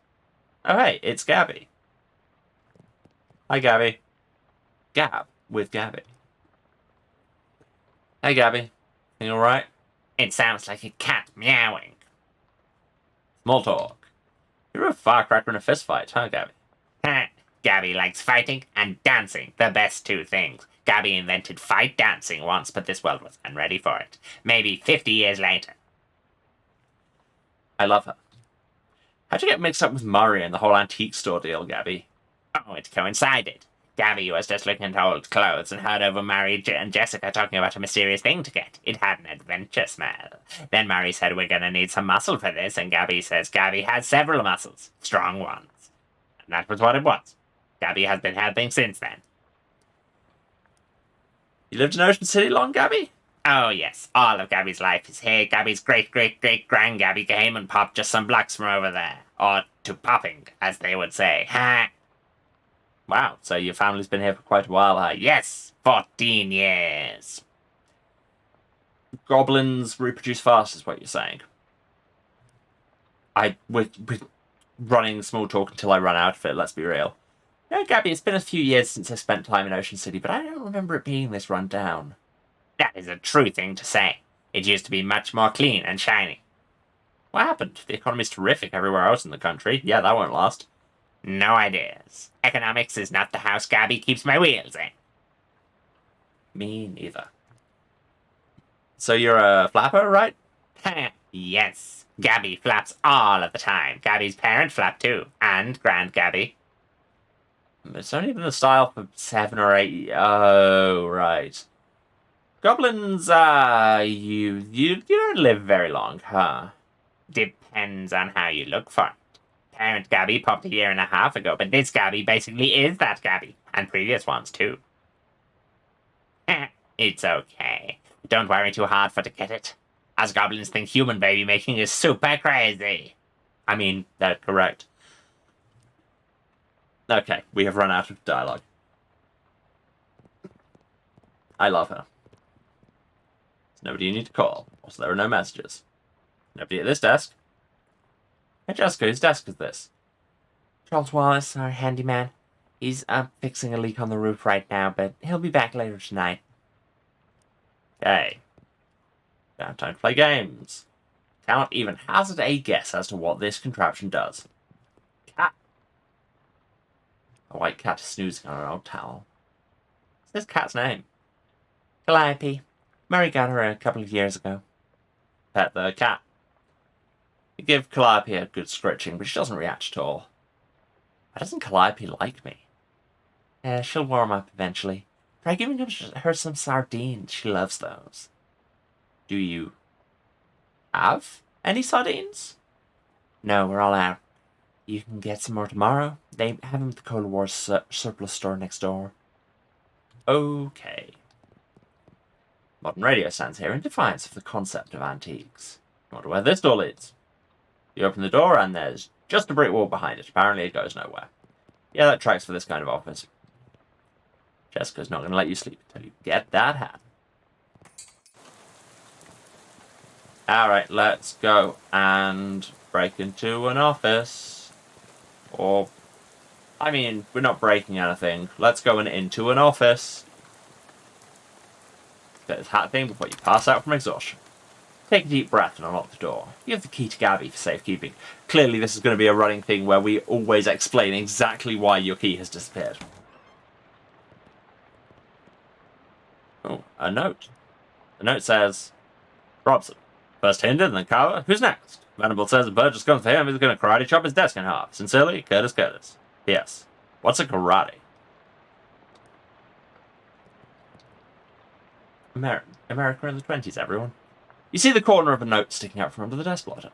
The note says, Tucker, I got that bottle you wanted. I stuck it under the water cooler where Burgess can't find it and ran it out to the pro-heats. Beck. Under the water cooler, huh? Surely not still there, but couldn't hurt to check. I'll finish documenting the typewriter. Government corruption at all-time high. The government has once again slashed funding to city services and social programs, citing waste, but without offering any supporting figures or explaining where the funds have been reallocated to. Additionally, anonymous sources report... It cuts off abruptly, maybe as a result of the pink slip next to the typewriter. Curtis, if I've told you once, I've told you 100 times. Not enough people buy the paper anymore to keep the lights on in this joint. Electricity is expensive because it is a very recent innovation. As such, fully half your salary is paid by government subsidies. This is to say that the hand that feeds you is the hand you keep biting. We go way back, buddy, but you've given me no choice. Clean out your desk and scram. Rover Burgess, Editor-in-Chief.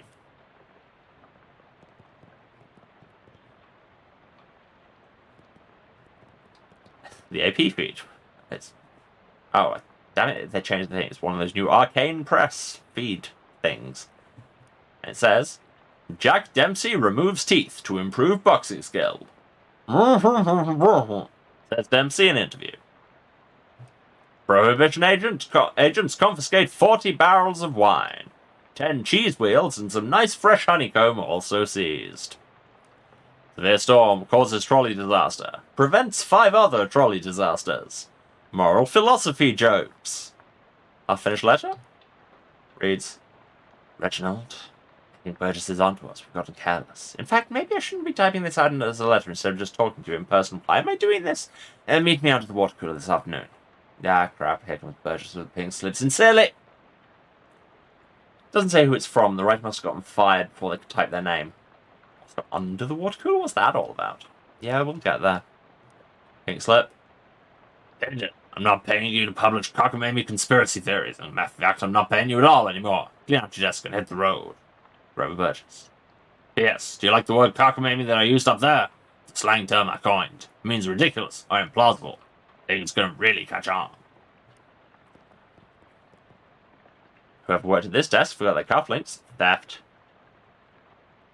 An accessory with +1 mysticality. The left one is engraved always check, and the right one says your sources. Really makes you think. You know what they say, your sources always check. So this would replace the gloves, I'm guessing? Yeah. Yeah, I'll leave those on because just an overall stat boost seems like it would be the more useful thing. But if we come into things that do a lot of hot damage, we have the thing for that. A little bit of very, very old coffee left in this percolator. In a cup. Pouring yourself this cup of coffee is the first step on a short, nasty journey. A few months ago, somebody decided this coffee wasn't good enough to drink, and you apparently disagree with that decision. Increases max AP by 1. Neat. But I'm still only getting 1 a turn, right? Maybe not. Let's... You'll naturally recover 1 AP every round of combat, but you start at max. Also, I have 15 unspent XP. I should get Fashion Sense. Stats. Another pink slip. Carver, I can't believe I have to tell you this, but it's against company policy for an employee to steal the printing press. You are fired. You are so fired. I need a new phrase to describe it. I'm giving you the axe. And if I see your face in here again, I will both give you the axe and set you on fire. Greg Burgess. Yes. How'd you even lift it? You must have, what, 5 accomplices? Unbelievable. Make a mental note never to pick a fight with this Carver person. A 3-ring binder. Pneumatic tube system operation manual. The reference manual for a citywide network of pneumatic tubes. Looks like the eye had some state-of-the-art delivery infrastructure. Now, that's just... Now I'm just thinking about The Shadow. I mean, this is often true. That's another film that is just etched into my brain. So we have date stamped archives, which we could probably spend a lot of time leafing through. Draw on this one is slightly ajar. Nasty old leftovers. Ew. It's the same as the gross old vegetables. Looks like Venable made good in his threat. Oh, it's karate chopping the desk in half. Yeah, must have taken all this stuff out before smashing it. It's a big heavy water cooler and it's got something to hide. Oh, hey, trapdoor. Hello, fish people. I'm going this way. It's an underground press. Literally. There's still a newspaper left in it. An underground newspaper, printed in a secret underground newspaper office. I mean, where else would you print? A calendar from 11 years ago.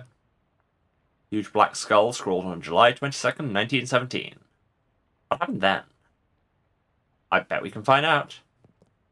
Control panel for the pneumatic tube system. It has a green button, a red button, a big lever, a knob with a bunch of LEDs on it, and a series of coloured lights that are all currently off. Manual. Startup instructions. Push the green power on button, pull the pump engage lever, adjust the suction rate according to the pressure diagnostic indicators. If red, set to A, if blue, set to E, if green, set to D. To abort startup, press red.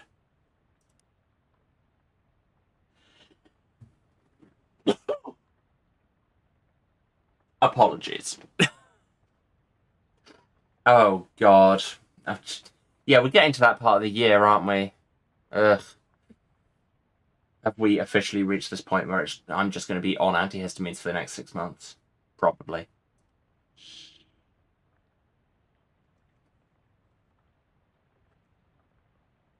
Okay, so. Power on. A satisfying click. Can you hear a motor starting up somewhere? Then pull pump engage.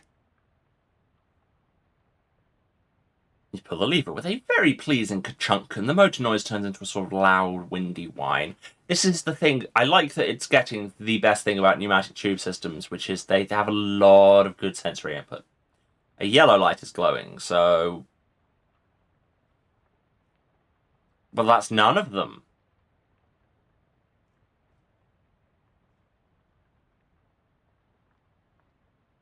So, okay, turn the knob. Well, we know it's not A, E, or D, presumably, because it's not red, blue, or green.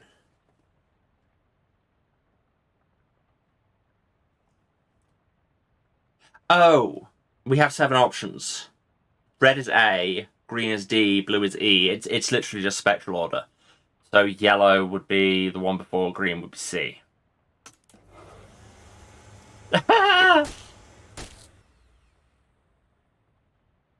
Bye.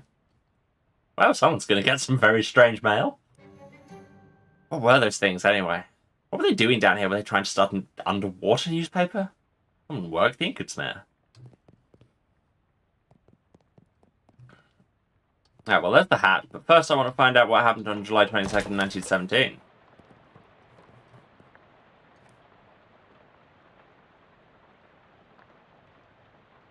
No, oh, is October... Is that when the ghost hitchhiker died? And something interesting.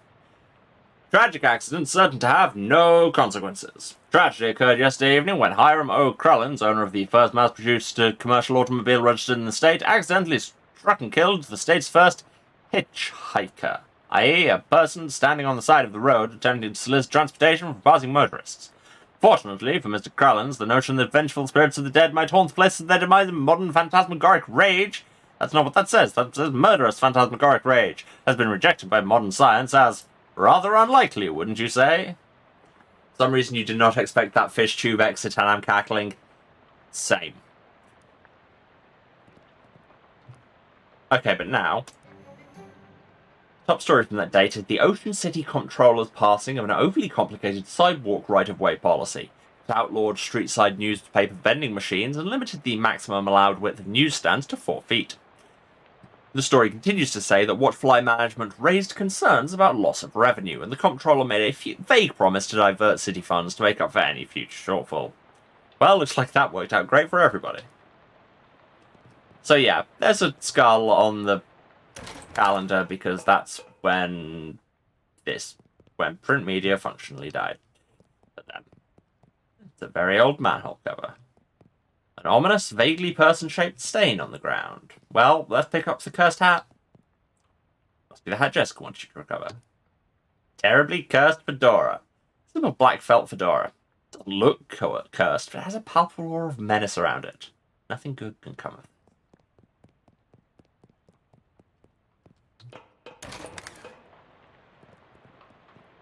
You decide you won't be needing that pneumatic tube system operation manual after all. Return to the desk you grabbed it from. Again, clearly we're just making this a thing of always explaining why items disappear from your inventory after you've used them. And I'm here for it.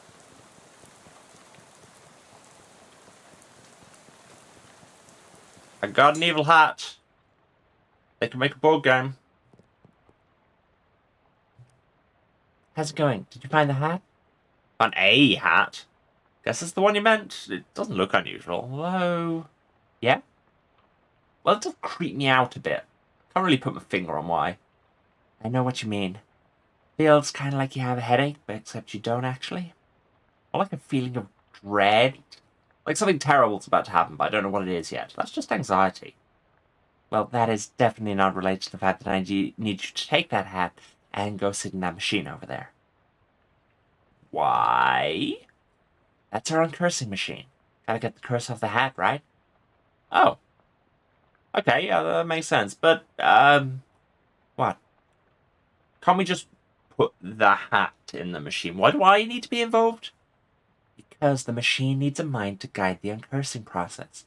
Together you'll lift the curse from the hat and transform it into a sort of allegorical dream space that the machine can transfix.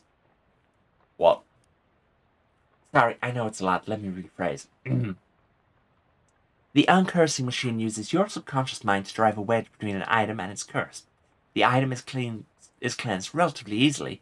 That doesn't negate the curse fully. Once separated from the item, the machine stores the curse and allows you to psychically project into it to try and resolve the metaphorical scenario at the core of its existence. That's where things can get a little weird. Yeah, I know it sounds crackers, but you'll just have to give it a try to understand. Hey. Also, hi. Charles Wallace. You must be Charles Wallace. Jimbert. That I am. Pleased to meet you, Jimbert. What do you do around here? Oh, your general handyman sort of stuff. I keep the lights on and the water running. Built the detectatron and the uncursing machine, too. Wow. That's some real high-tech wizardry. Ah, it's nothing, really. Questions for you. How does the machine work? Oh, I only built the thing. I can't begin to tell you how it works, huh? The innards are all wired to a little porcelain cap figurine that Murray found somewhere. Well, that's weird. Yeah, in a traditional sense, yep. Huh. Bye. Alright, let's get in the machine, I guess. You sit in the chair, which is surprisingly comfortable, and pull the weird metal dome thing down over your head. What would you like to uncurse today? This hat. No sooner have you sat down than the machine, with a hiss, positively whiffs the fedora straight up into the dome. The hat rattles around in there angrily, like a snake in a cement mixer, and after a good loud minute, flops limp and wet into your lap. Whatever ominous energy once possessed the terribly cursed hat is gone. It is now simply a terrible hat. Clean both spiritually and launderily. What marks it for this bad hat? Excellent.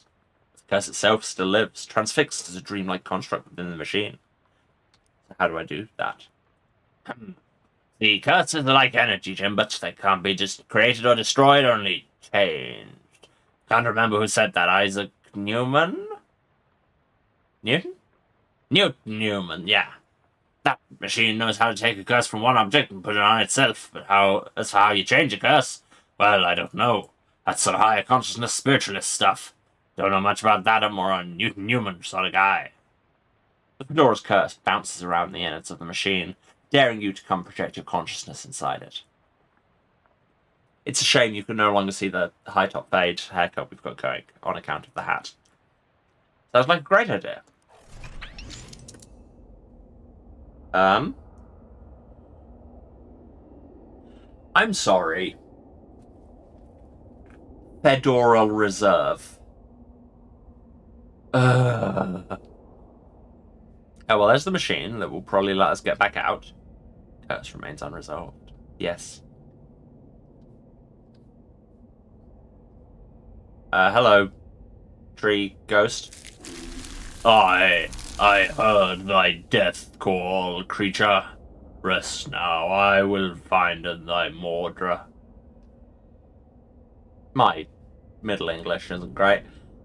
A tree fell before its time, a ground stained with sin. Yes. It's in Arcadia, Ego. Even in Arcadia, there is death. Even in Paradise, there is a killer. I played that game!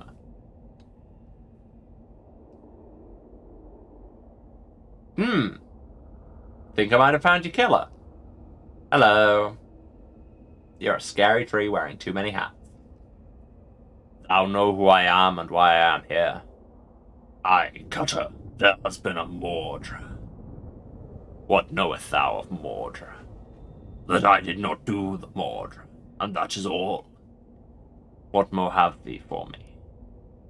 Only this, I am one of 3 brothers. One of us always tells the truth, one of us always lies, and the third of us does not speak at all, but honks. If I find in thee a liar, there is no thing I can do to save in thee. Aye, Cutter, thou art a servant of the wood. Blessed be her branches. Blessed be.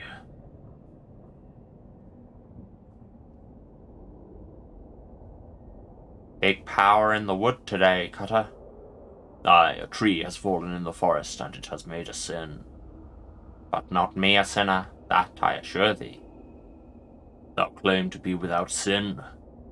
None of us is without sins, but mine do not run to Mordr. Then whose? Look for my brother.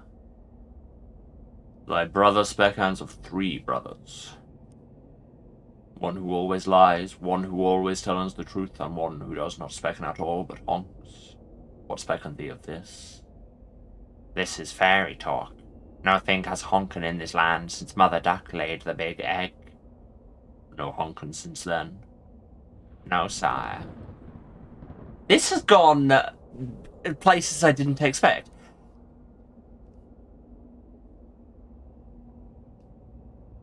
Dear. Something is rotten in the wood, Cutter. Aye, a Mordra. Perversions at its source. Speak to me of perversions. I have no thing to say, for I do not tarry with them. What do thou tell me? I am troubled by the Mordra, but of it I know no thing. I warn thee, my forgiveness makes no room for liars. Then do what thou must, Cutter. I have no doubt. Thy brother spake hands of 3 brothers, one who always lies, one who always tells the truth, and one who does not specken at all, but honks. What specken thee of this? I do not honken, sire, I swear upon it. Never hast thou honken. Never, never. 'Tis a sin in mine eyes. Long may thee grow. What the hell is going on? Okay, well, we'll find out what the hell is going on in a few minutes, because I do need to take a break. Okay, yes. Cool. I'm going to go and do self-care things, but also run the ads. You all should do the self-care things too. Get up, move around, have a drink, have a snack. Take your meds if you need to. And, I don't know, go and solve a murder. Or don't. You know, up to you. But hey, however you decide to spend your Saturday, or whenever you're watching this on YouTube, hang around and let the ads run. Actually, if you're watching this on YouTube, that's literally impossible because I cut the breaks out. This is an excellent talk I'm having with myself here. Anyway, yes, let the ads run, hang around, I'll be back in a few minutes. Cool. Why did I just finger guns at the camera? Who can say? Sometimes I just do things. I'm going away now. See you in a bit. Bye. And I'm back. Hello, everyone, or however I would say that in weird woodcutter Middle English.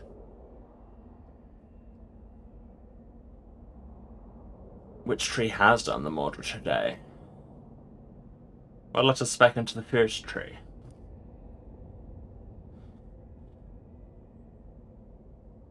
I say I did not do the murder. I also say I am one of 3 brothers. One of us always tells the truth. One of us always lies, and the third of us does not speak at all, but honks. Thou lie about honken. 3. What say? Thy brothers honken not. Thou wouldst lie to the cutter of the wood. Thou wouldst do murder in the wood. Aye, thou hast the right of it. I sought only to distract in thee whilst I maken my escape. Goodbye, cutter. I mean, but you didn't make your escape.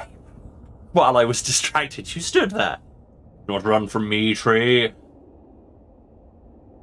Thou do not run? Nay, I grow, and in 100 years I would have grown so tall and strong that thine axe would never fell on me. He didn't make his escape because he always lies. That would make sense, wouldn't it? But I will not wait 100 years. Die, murderer. Not that.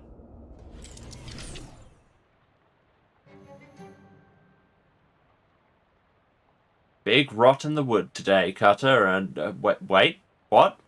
No, that's not you. You don't talk like that. Dark thoughts of trees, axes, and bloody sap cling to your skin. You shake them off like dreadful cobwebs. You're not sure what just happened, but as you turn over the formerly terribly cursed fedora in your hands, you're confident that the curse which plagued the starchy little felt thing is finally gone for good. Put the hat back on, it nearly sparkles now. Ooh, now it gives us an HP boost. Now all you've got to reckon with is whether you're the kind of gal who goes around wearing a fedora. I mean, I said hot birch. Love it. Nice hat. I thought so. How'd it go? It worked. I guess. Great. What was it like? I had some kind of crazy dream. There was a woodcutter, that was me, I guess, and these talking trees, and one of them had sinned. You know what? Never mind. Some kind of crazy dream is plenty for me. Cool. Now can I go to bed? It's my room. What's this cursed thing? The shelf for knickknacks and tchotchkes. There's an old rag doll on the top shelf. Must have been left by the previous tenant. Is it wildly cursed? Lots of empty space in here. You've tried to acquire a bunch of random crap to clutter it up with. Wow, game, why'd you have to come for me like that? Television set. You've heard of these. Turn it on. Unfortunately, no shows have been invented yet. It's like how we invented the can opener before the can. Or the other way around.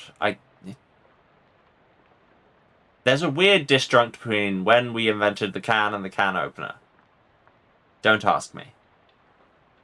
A writing desk with no chair or pens or paper or anything. Time to get unpacked and get some sleep. Open the tongue. Ah, what the heck? Why did it explode? Was that the curse? You stamp out the flames, but it's a total loss. Everything you own's been reduced to ash. Everything? Everything except, bizarrely, the stamp from Murray's letter. Only survived with your luggage inferno. It's got a picture of a cute dog on it. Weirdly, it isn't even charred. I smell curse shenanigans. You're so tired you can't even work the doorknob. It's time to sleep. Been there. I'm very ready for this day to be over. Visual effect. Jacob Marley. What? A dream about school. That made me do that dance. School was where I learnt to do that dance. Poster of my favourite literary ghost. He's not even the best ghost in that story. You are a gestalt of everybody. Lots of people in this hallway, it seems. Talk to one of them. Hello. Hello. How's it going? You know which locker is mine? I can't remember which locker is mine. I have no idea. It's alright. I'll figure it out eventually. Well, can I do something with the lockers? 6 lockers. 7 options. Let's check the first one. Thriving colony of ants. Gross. The second one? Full of peanut butter. Sure. Third one? Contains a tiny shrine to Babe Ruth. Fourth? Empty. Fifth? Filled with cookbooks, but they're all in French. Well, lucky for you. Sixth? Opens to the vast, uncaring emptiness of space. You slam it shut quickly so as not to suffocate. Why do we have that here? The 7th of these 6 lockers? There isn't a 7th one. I said, check the 7th one. Narrator, what did we say about ever doubting me? And I said there are only 6 lockers. Check the 7th locker now. Hey, geez, you look in the 7th locker. It's filled with old school papers. Loving our ongoing fight with the narrator for not giving us the respect we deserve. Look at papers. Also, is my... Oh, I didn't expect that to cut the music. Apologies. Is my mic... Are my mic levels weird? I don't know. They seem like they're peaking a bit high. But if it sounds fine, it's fine. Okay, let's look at these papers. They've all got your name on them. They're your papers. I want to read one. How I Spent My Summer by Jim Barflower, age 6. It's a Lovecraft-esque story which makes the narrator untrustworthy. Yep. Sounds fine. Excellent. All good. Uncle Murray is funny. He knows magic. I had a fun time with Uncle Murray. The end. But under the papers. Underneath the pile of school papers you find an overdue library book. Check this book out. 13 years ago, and I've spent the last 12 years and 50 weeks feeling slightly guilty about not returning it. Do you want it? Okay, no. Nice faces you've got there. Yes, I know which locker is yours. It's the 7th one because all of you are me, or... So what, we had ants, we had peanut butter, we had Babe Ruth. 6 was space, 7 was me, 4th was empty, and 5th was... What was 5th? Can I scroll to previous conversations? Sure can't.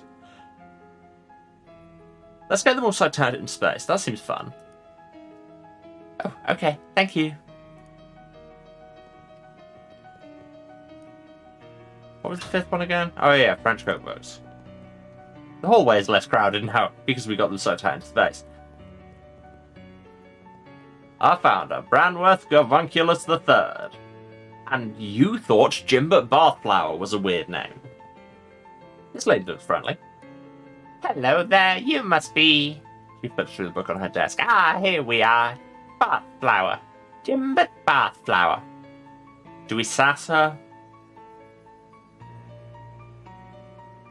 I mean, this is a dream. I know I am, but who are you? I'm your academic advisor. It's time for you to choose your class. But I dropped out. In real life, certainly. You must, however, choose a class.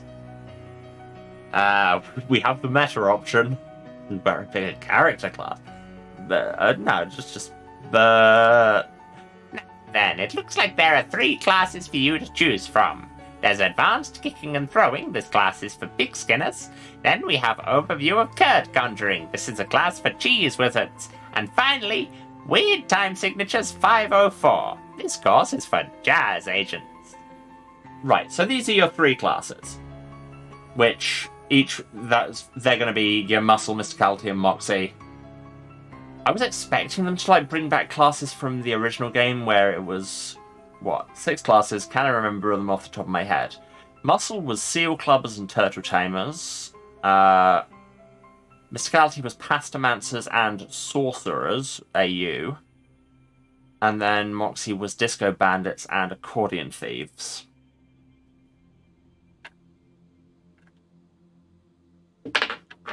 I mean, thus far, with our checkered past, we've just gone into Hit Thing. Which would be pig skinners, presumably.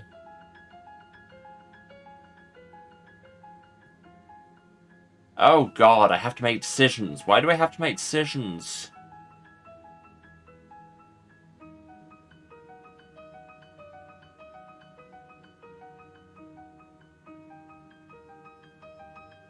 I mean, we have this greasy baseball bat. Let's do the class that would use it. As accomplished athletes, pig skinners use their muscle to solve problems. In combat, they prefer the direct application of physical force, punctuated by giving the occasional noogie. Yeah. Yeah. Look, I said hot butch going into this, so us being the resident jock sounds fine. That's great. Okay, you're a pig skinner. Go team. Now then, there's just the minor matter of your minor. It looks like you've already completed it, but it doesn't say what you studied.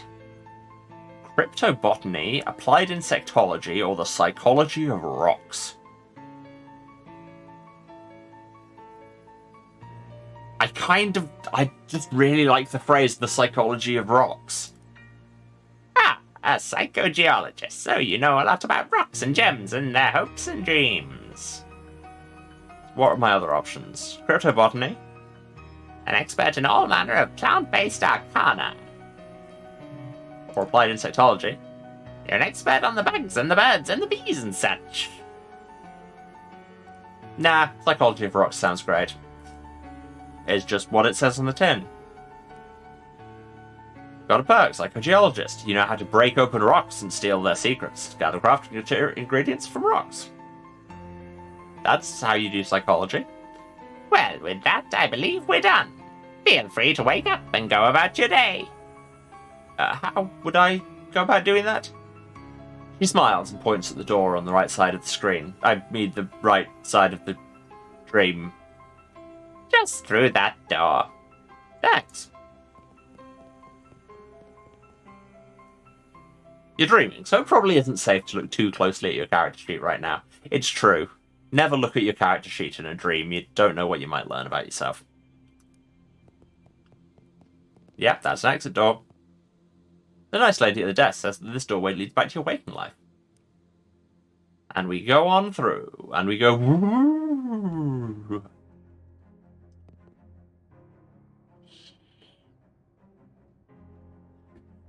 God, that... You wake feeling surprisingly refreshed. Yesterday's adventure leaving you none the worse for wear. Effects reset each day. Good to know. That's just taken me back to another, same kind of time period, but entirely unrelated to playing Kingdom of Loathing, where it was just a running joke with at least one guy I knew, where It was just a thing where sometimes we'd just end conversations by going, and this is all a dream, and see if they wake up.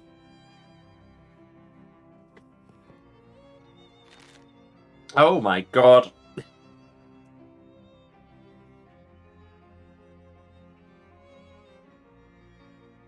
So many things we can get. Okay, so yeah, it looks like these are things coming from pigskinning and psychogeology.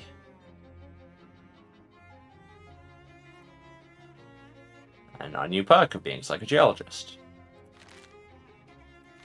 So, right, we've got 20 XP, which is not enough to buy anything at the moment. Cool. It's ironic that we weren't Pigskinner, given that we've only got muscle 2.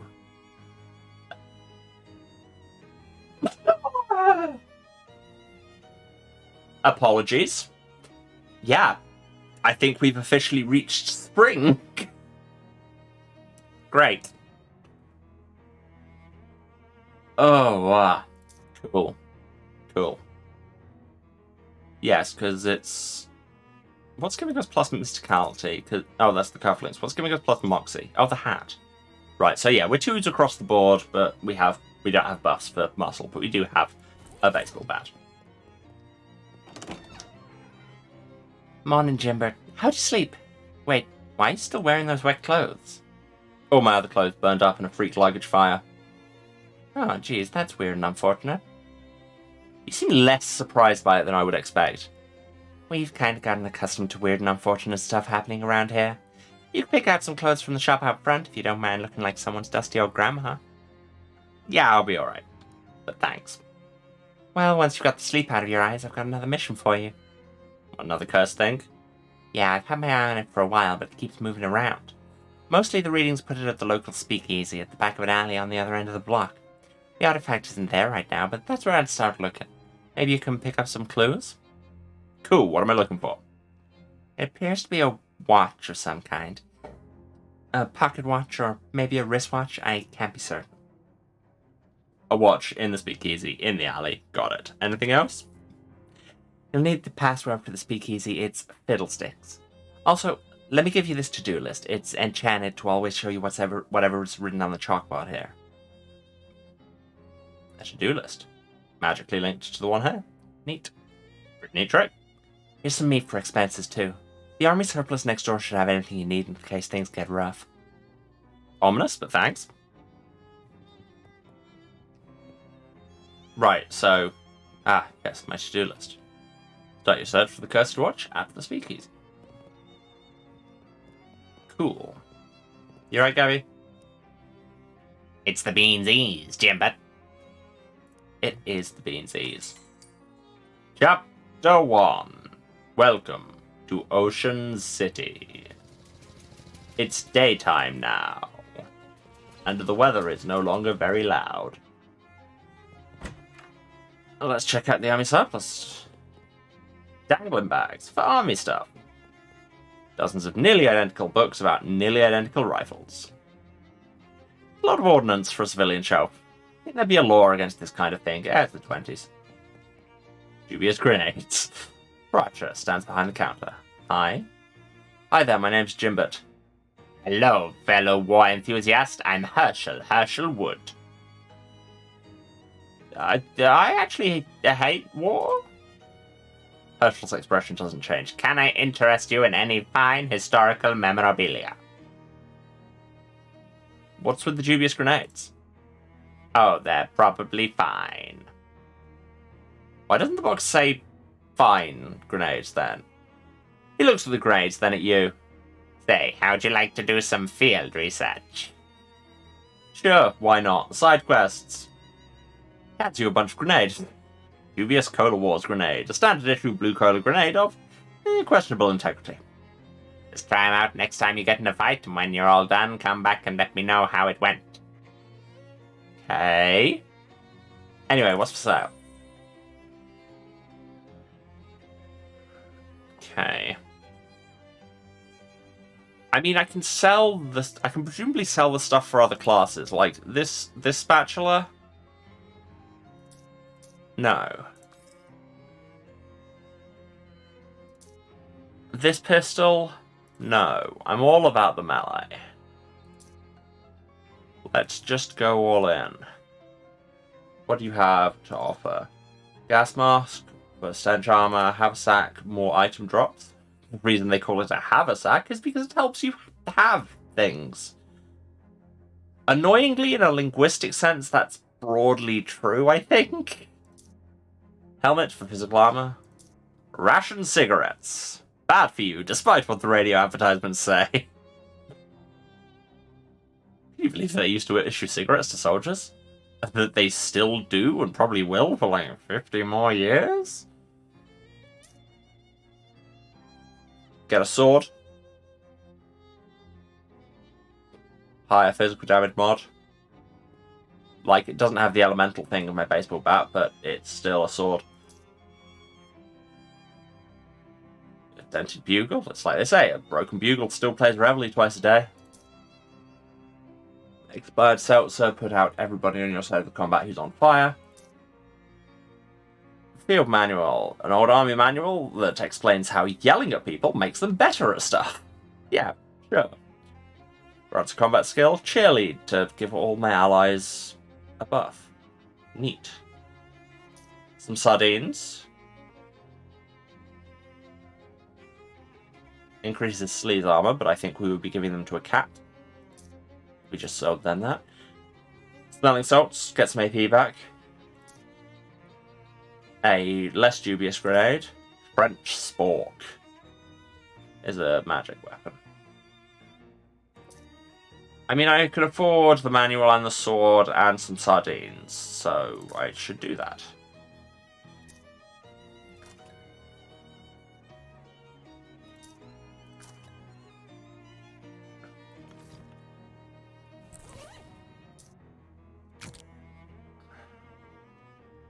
And we're still not wearing, you know, pants or shoes, but hey, who does that?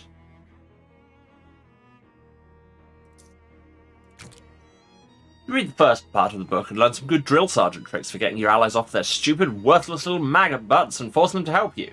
You got a skill. Kill it. One of the most important leadership skills is a willingness to humiliate yourself.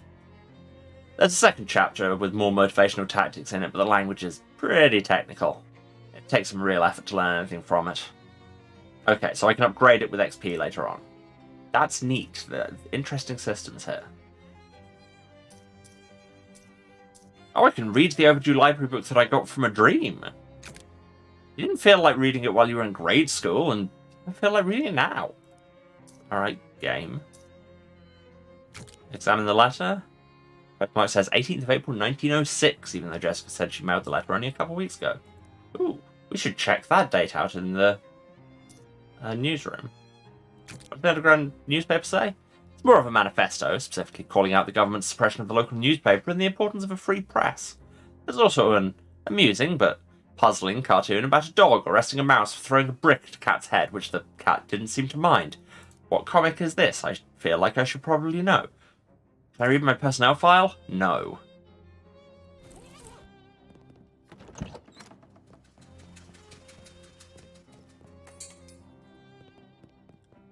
But now we must feed the cat.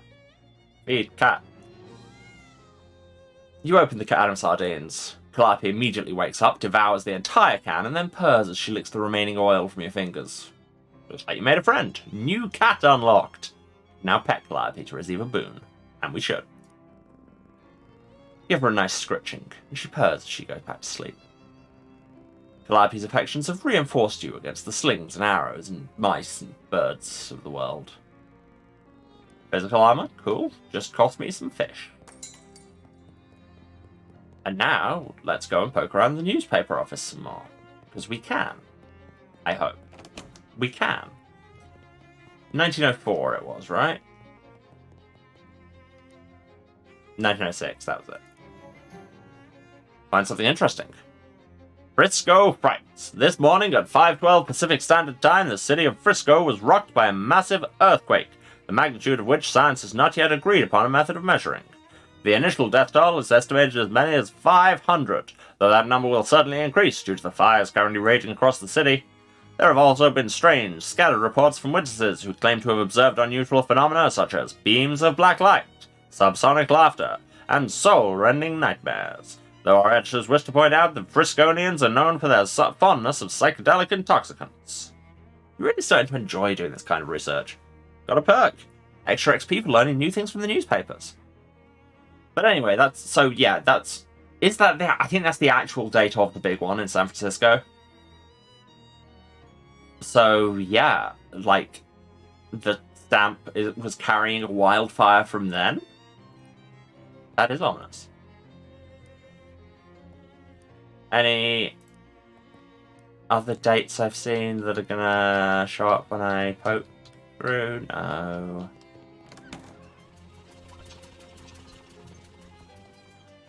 I need to scratch weird symbols into the sidewalk here.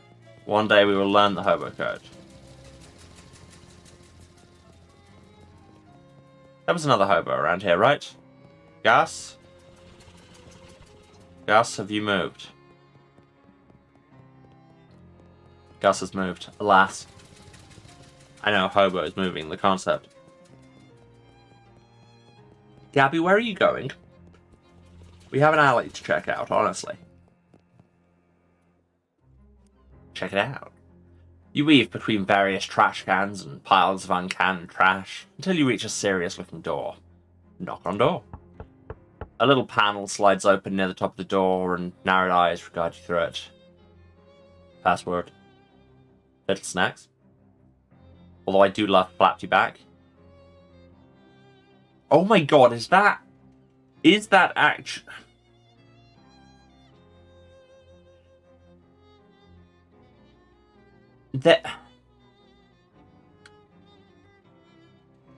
There's a Susie Izzard stand-up routine that, again, I watched a lot as a kid, and one of her things is just on Engelbert Humperdinck, the singer, and just does this whole riff on, like, the process of coming up with that name, and one of the other options she comes up with is Jinglebert Flappy Back.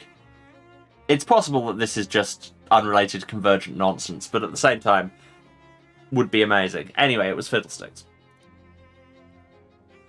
Okay, come on in, but you better not be a prohee. I'm not. Speak easy, friend. It's Oliver's place. Hello, spoons, man. This guy loves hitting those spoons together.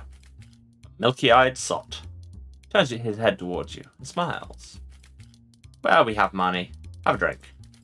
Have a drink. After a few moments and a few sips, he clears his throat and speaks.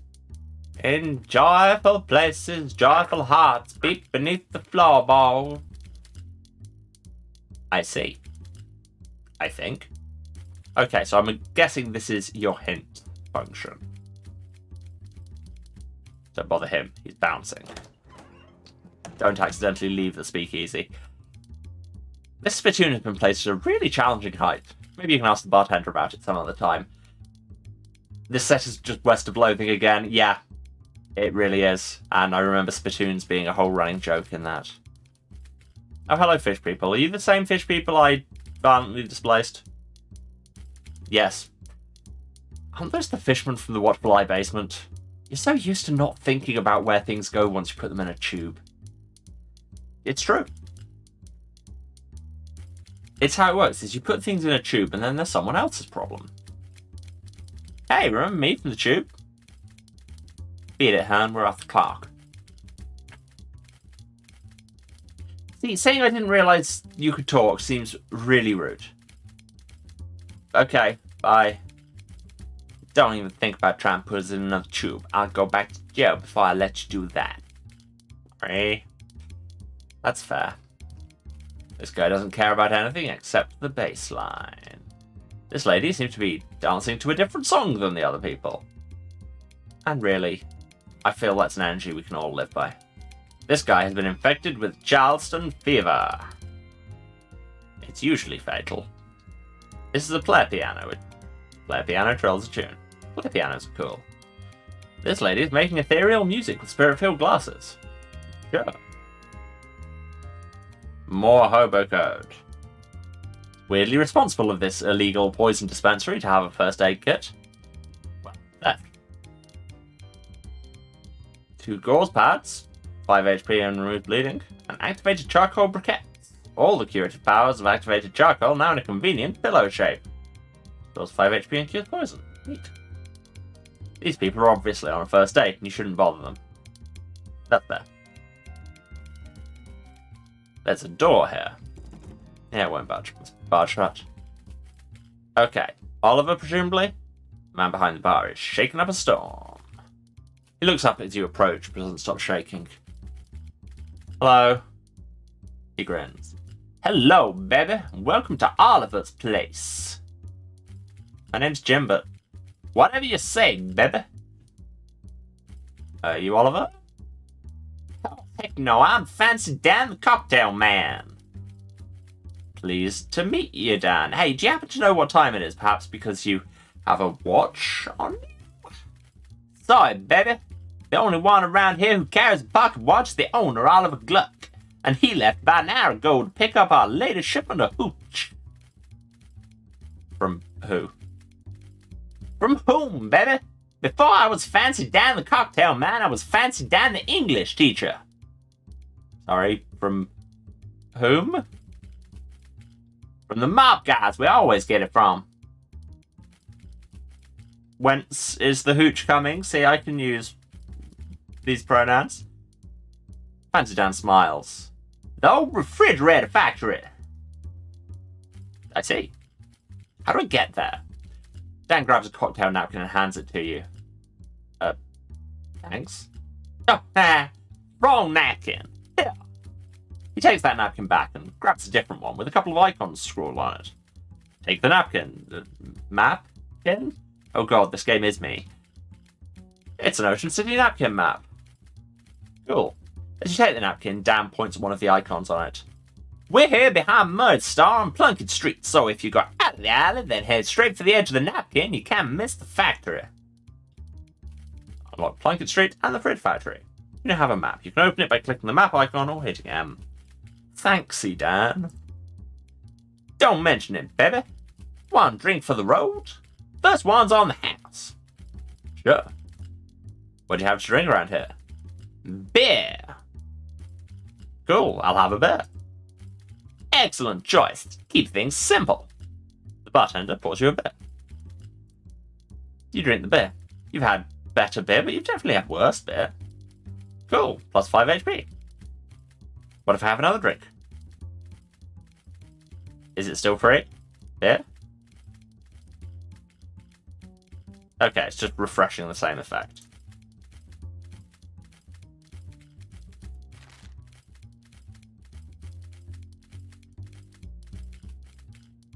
We have all these things. Oh yeah, ask Dan about the spittoon. Hey Dan, your spittoon's kind of inconvenient. Nah, baby. That spittoon isn't for spinning. That's gone out of style now that mass-produced cigarettes are readily available anyway. No, that's a bona fide historical artifact. Oh, really? That's right. Belonged to a famous adventurer from Frisco just before the turn of the century. Oh my god, yeah, we are just explicitly saying, this was in the last game. Really? Who? Well, nobody's exactly sure. A lot of people think it belonged to Mumfla Thumperdink. Okay, they are definitely referencing that routine. It's a strong theory, because if there's one thing we know about that cat, it's that he loved spittoons. But other people say it belonged to a fella by the last name of Thurnline. And a whole lot of other people claim it belonged to a whole lot of other people. But there's one thing we know for sure about this spittoon, whoever it was, they didn't use it for spitting into, they wore it as a hat. Yep, that's the thing he did in that game. What? Ew, gross. Right? They sure got into some weird stuff back then. Yeah, no kidding. Call that.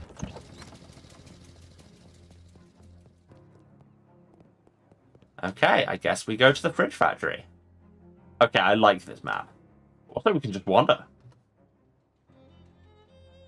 Oh, neat. You hear a wet, burbling noise coming from an alley and cautiously peer around the corner. Two more of those weird fish-headed guys are rooting around through the trash cans. You don't think they're the same ones from before, but since you're not hugely familiar with anthropomorphic fishmen, it's hard to be sure. One of them suddenly looks up and blinks in your direction. Crap, did it see you? Let's sneak. Quickly duck behind a mailbox as the fishman wetly plods to the mouth of the alley and peers around. Then it shrugs, returns to his rummaging. Okay, so we can just be grinding XP this way. As you're walking, Gabby strikes up a conversation. So, you are new in Ocean City? Your first time at it? That's right, yeah. What thinks have you got of it? Well, to be honest with you, it seems a little run down. Yes, Gabby understands you. It was much nicer before an economy happened. Lots of people, very excitement. Oh, have you seen the boardwalk yet? It's like a cat wearing pajamas. What? It has games there, and a future teller. Well, that does sound like a cat wearing pajamas. And we just unlocked a location by wandering. Well, let's go off the beaten path immediately. Hydrate and stretch? Yep, my neck agrees with you.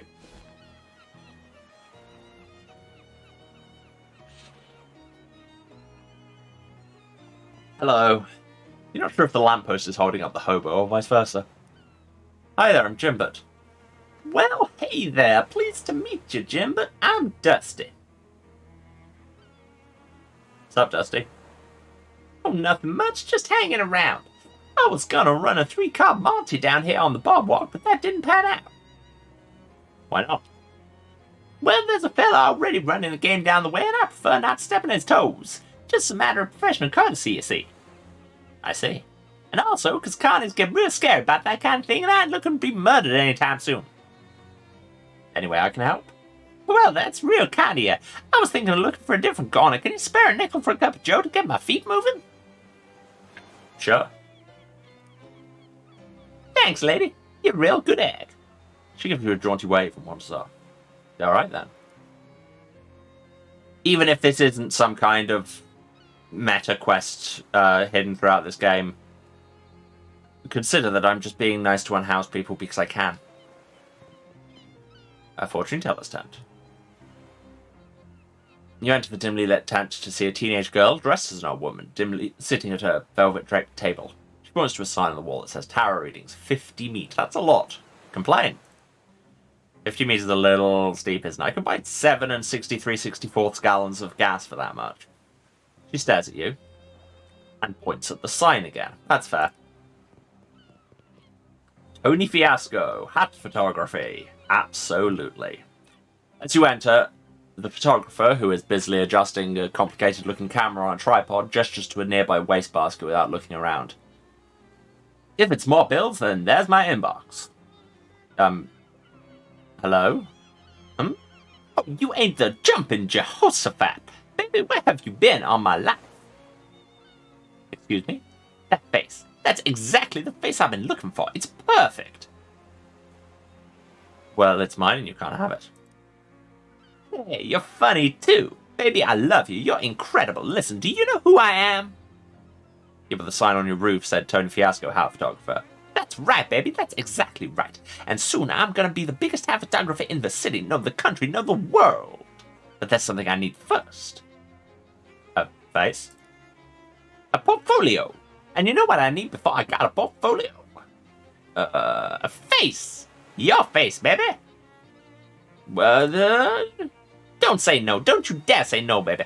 Listen, it's easy. All you gotta do is stroll in here wearing a hat. And all I gotta do is take a photograph of that hat. And then we're both gonna be rich. Rich? Rich! Me with my portfolio, and you with the 30 meat I'm gonna pay you for every picture. Oh. Well, gotta be different hats, though. Gotta be a different hat every time. I can't pay you nothing for the same hat twice, got it? Okay, how about this hat? It used to be cursed. What is that, an uncursed fedora? Perfect, I love it. Here's your meat, baby. Spend it in good health, and come back soon, okay? Okay. Okay, so we just collect hats and we go there and we get paid. Love it. Hello. A grouchy looking guy is standing under the shade of this tiny building's eaves. He glares at you silently. That's fair.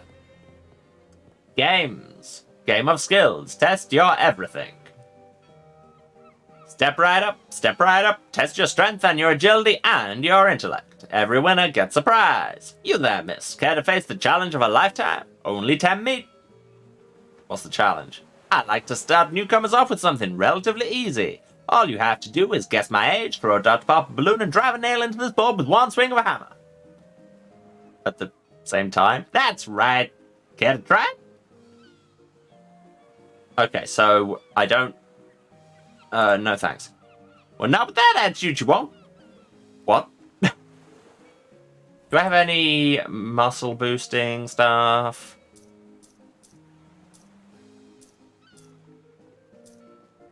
Oh yeah, I should get in a fight so I can use these dubious grenades.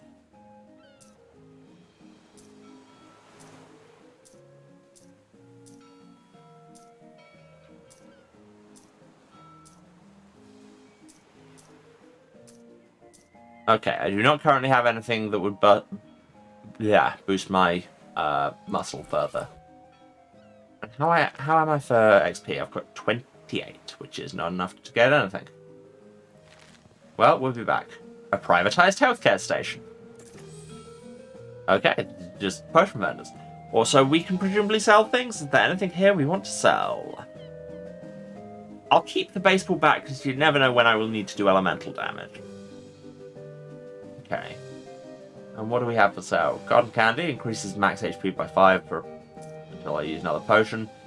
Do it yourself sports medicine gives me a healing skill. Kind of love that. What else have we seen? Gore's turban. Good hat to wear if you're planning on sustaining a scalp injury. Not wrong. And sunscreen for hot armor. I mean, if I got the Gore's turban, I could then immediately get 30 meat back, so it's only actually 20.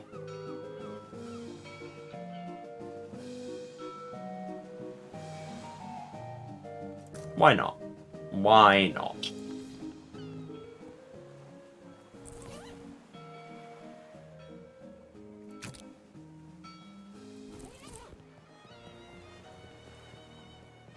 Stormy. Hey, welcome back, baby. Let me see that hat you're wearing. What is that, a gauze turban? Perfect, I love it. Here's your meat, baby. Spend it in good health and come back soon, okay?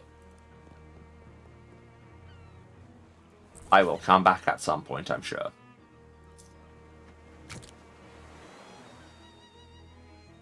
I mean, this also gives me +5 to maximum HP, so it's just better than the Gore's turban. Can I sell the turban back? How much for? So all that's really happened here is I've net lost 10 meat, but I've given Tony another hat, and I would be amazed if there's not an achievement or a sub-quest for giving him a certain number of hats to take photos of. It's a long pier, but you don't want to take an even longer walk off it. That's fair. Yep.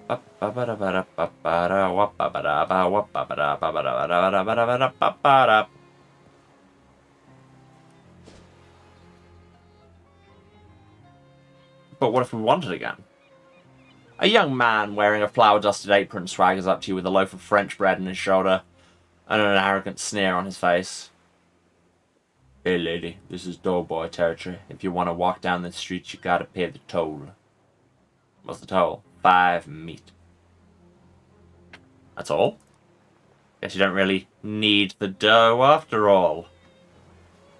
Alright, now it's 10 meat. Oh, come on. Fine, we fight. Mitch Fonso intends to bash Gabby with bread for 6 damage. That's quite a lot. Euphelia, the dough baby. Intends... Okay, there's a mage to geek. Got it. Throwing a rock will kill it, so do that. We killed Euphelia. Also, Gabby has 15 HP and is immune to bleeding, so yeah, okay, she's fine. I guess just save him with my saber. That makes sense.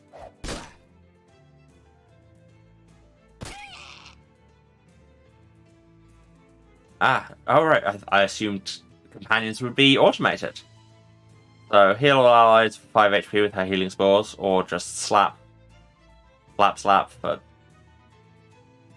Does healing spores include her when it says all allies? Well, we'll find out, I guess. Yep, sure does. And then Hieronymus heals her for 1. And then we throw a rock. And then we save. And we murdered a man. You won. Looks like that guy is... toast. Freshly baked roll. There's your muscle buff. Excellent. And a clammy dough glob. It's always puzzled you that bread is so pleasant, given how unpleasant its ingredients are when you mix them together. This is true. Just throw at somebody for 5 sleeves damage. Neat. And now we have, if I actually eat the roll, you wonder briefly what role the roll will play in your life, and then it's revealed to be that of a roll you just ate. We're a doughy girl. You're doughy, in a good way. Bravo, bravissimo. Now we have 3 everything. You aim the dart while widening up your arm for the hammer swing and squinting at the proprietor. Well, you look about 38, but pop, bang. You reap a cigarette smoke, so I'm going to say 34. Nicely done, right on the money. Here's your prize, some fancy new beach shoes. Takes a pair of clogs out from under the counter and hands them to you. We have crab clogs. Made at the beach out of the materials that were closest to hand. They make you walk like a crab. Sure.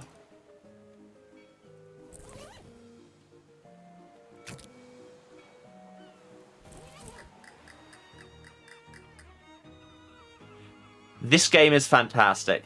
Oh, and the hat photography billboard is getting updated with my hats. That's actually quite neat.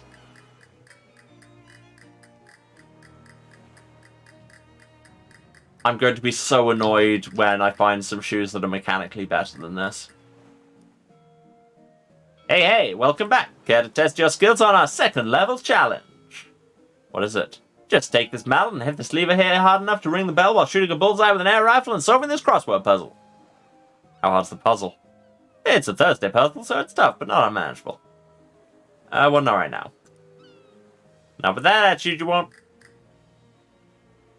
Also, I got some XP from killing that guy. I could get a perk. More item drops, more meat drops. Sure.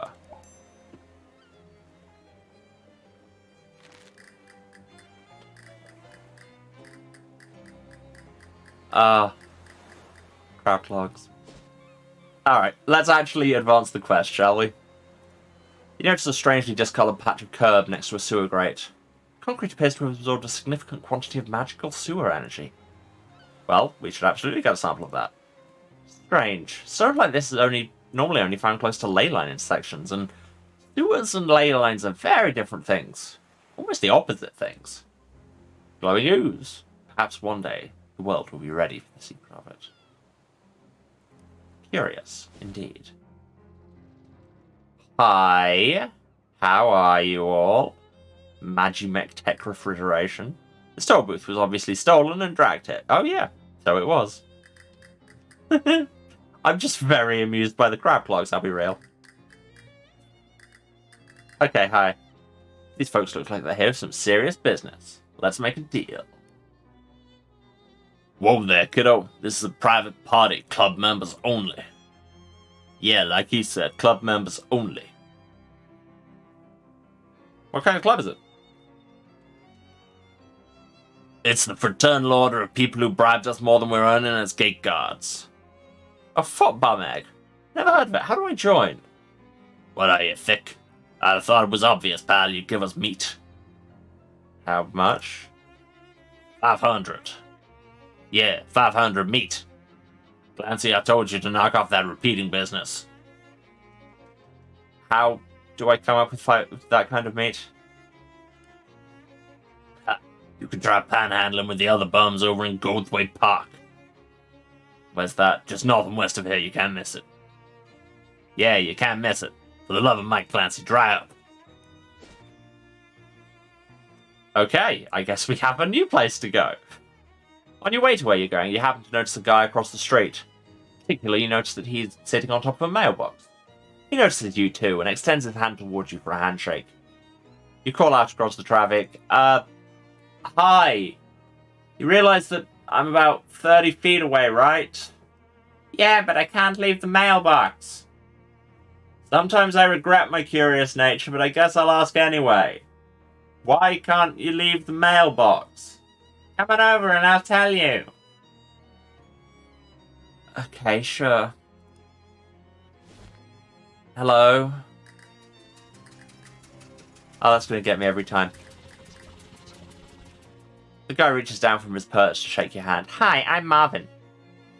Hi, Marvin. I'm Jimbert. What are you doing up there? A stunt.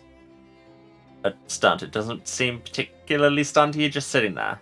Yeah, but I've been sitting here for He looks at his watch. 7 months, 15 days, 9 hours, and 41 minutes. Why? Why? It's a stunt. Okay, but are you protesting something or trying to attract attention to some kind of cause? Nope. What, do you have money riding on this? Is it for a bet or a contest? Nope. I feel you don't really get the concept of a stunt. Correct. Say, would you mind helping me out with something? Sure. I've mainly been eating snackle cakes while I've been up here and I'm out. Can you go grab some more for me? Are you serious? I'll admit they're an acquired taste. Yeah, and I guess nobody other than you wanted to acquire the taste of powdered milk mixed with sawdust with the nails still in it, because Snackle Mills went out of business years ago. Yeah, but the shelf life on those things is incredible. It's what makes them so good for stand rations. I got my supply from Hiram's Grocery down the street. Could you go pick me up some more? Sure, I guess. This is how you should leave every conversation. Just crab walk off with maracas.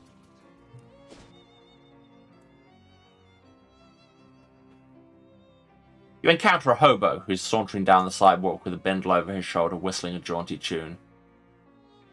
Well, hey there, miss. Aren't you Jimbert? I'm Pippin Stemple. Hi. How'd you know my name? Oh, we hobos are a tight-knit little community. When someone's been helping us out, word gets around. Oh, that's nice. A little creepy, but nice on balance.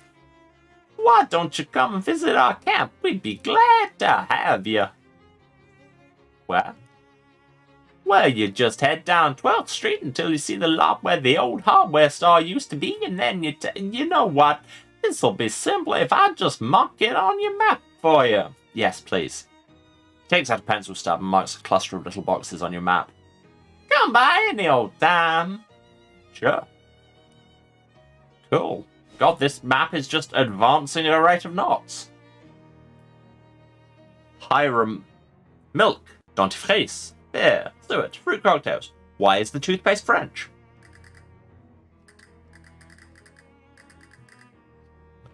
And we will dig through the trash because, of course. Your efforts are rewarded with 1 shoe. Saves you the trouble of using both feet for walking. Is there a second shoe? There isn't a second one. Is this also going to do something to the way I walk in game?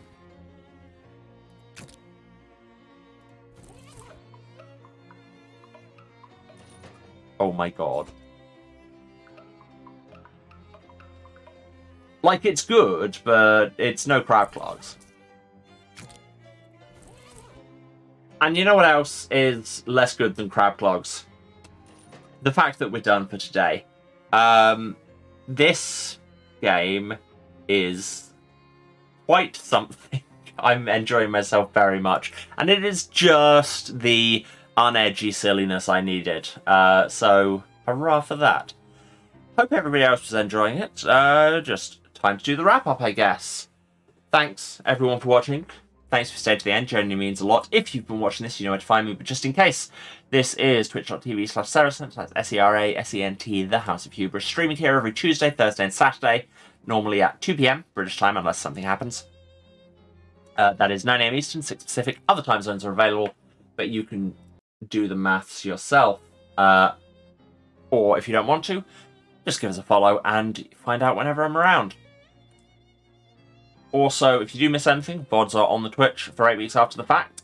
For everything else, there's the YouTube, link down there, says VOD Archive, or it's youtube.com/@House of Hubris, where you can find everything going back to the very start of the channel, over 3 years of content. We've played a lot of games. So check them out. And hey, while you're there, why not subscribe? Doesn't cost you anything and gets hot, fresh VODs in your subscription feed every Tuesday, Thursday, and Saturday. And hey, if you're watching this on the VOD, hey, hi YouTube. I don't say that often enough, but hi. A standard comment, but hey, why not feed the engagement gods by liking and commenting and subscribing and all of the things that you know, because it's a cliche.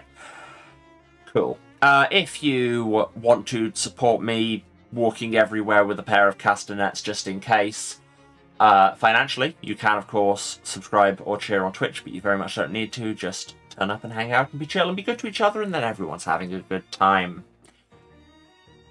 What else? If you want to find me elsewhere, again, links are down there, or it's House of Hubris pretty much anywhere, at House of Hubris on Twitter, at House of Hubris at kind.social on Masto, at houseofhubris.bsky.social on Blue Sky, where I do all the social media things and talk about other projects I'm in, like In Between Season 5, which is happening at the minute, and really quite good, if I do say so myself.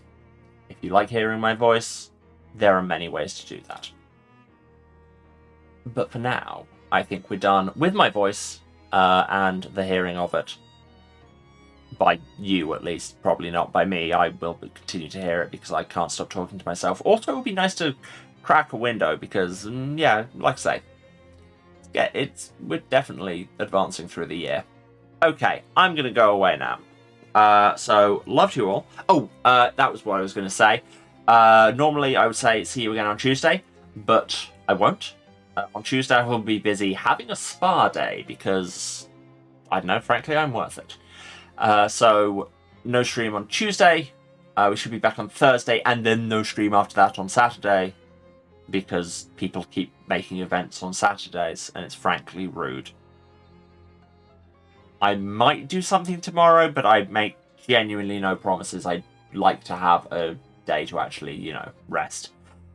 Anyway, so yes, all that to say, see you again on Thursday for more of Shadows Over Loathing. I'm really enjoying this. Hope you all are too. And yeah, we'll continue to do so. I'm going to stop talking now. Bye-bye.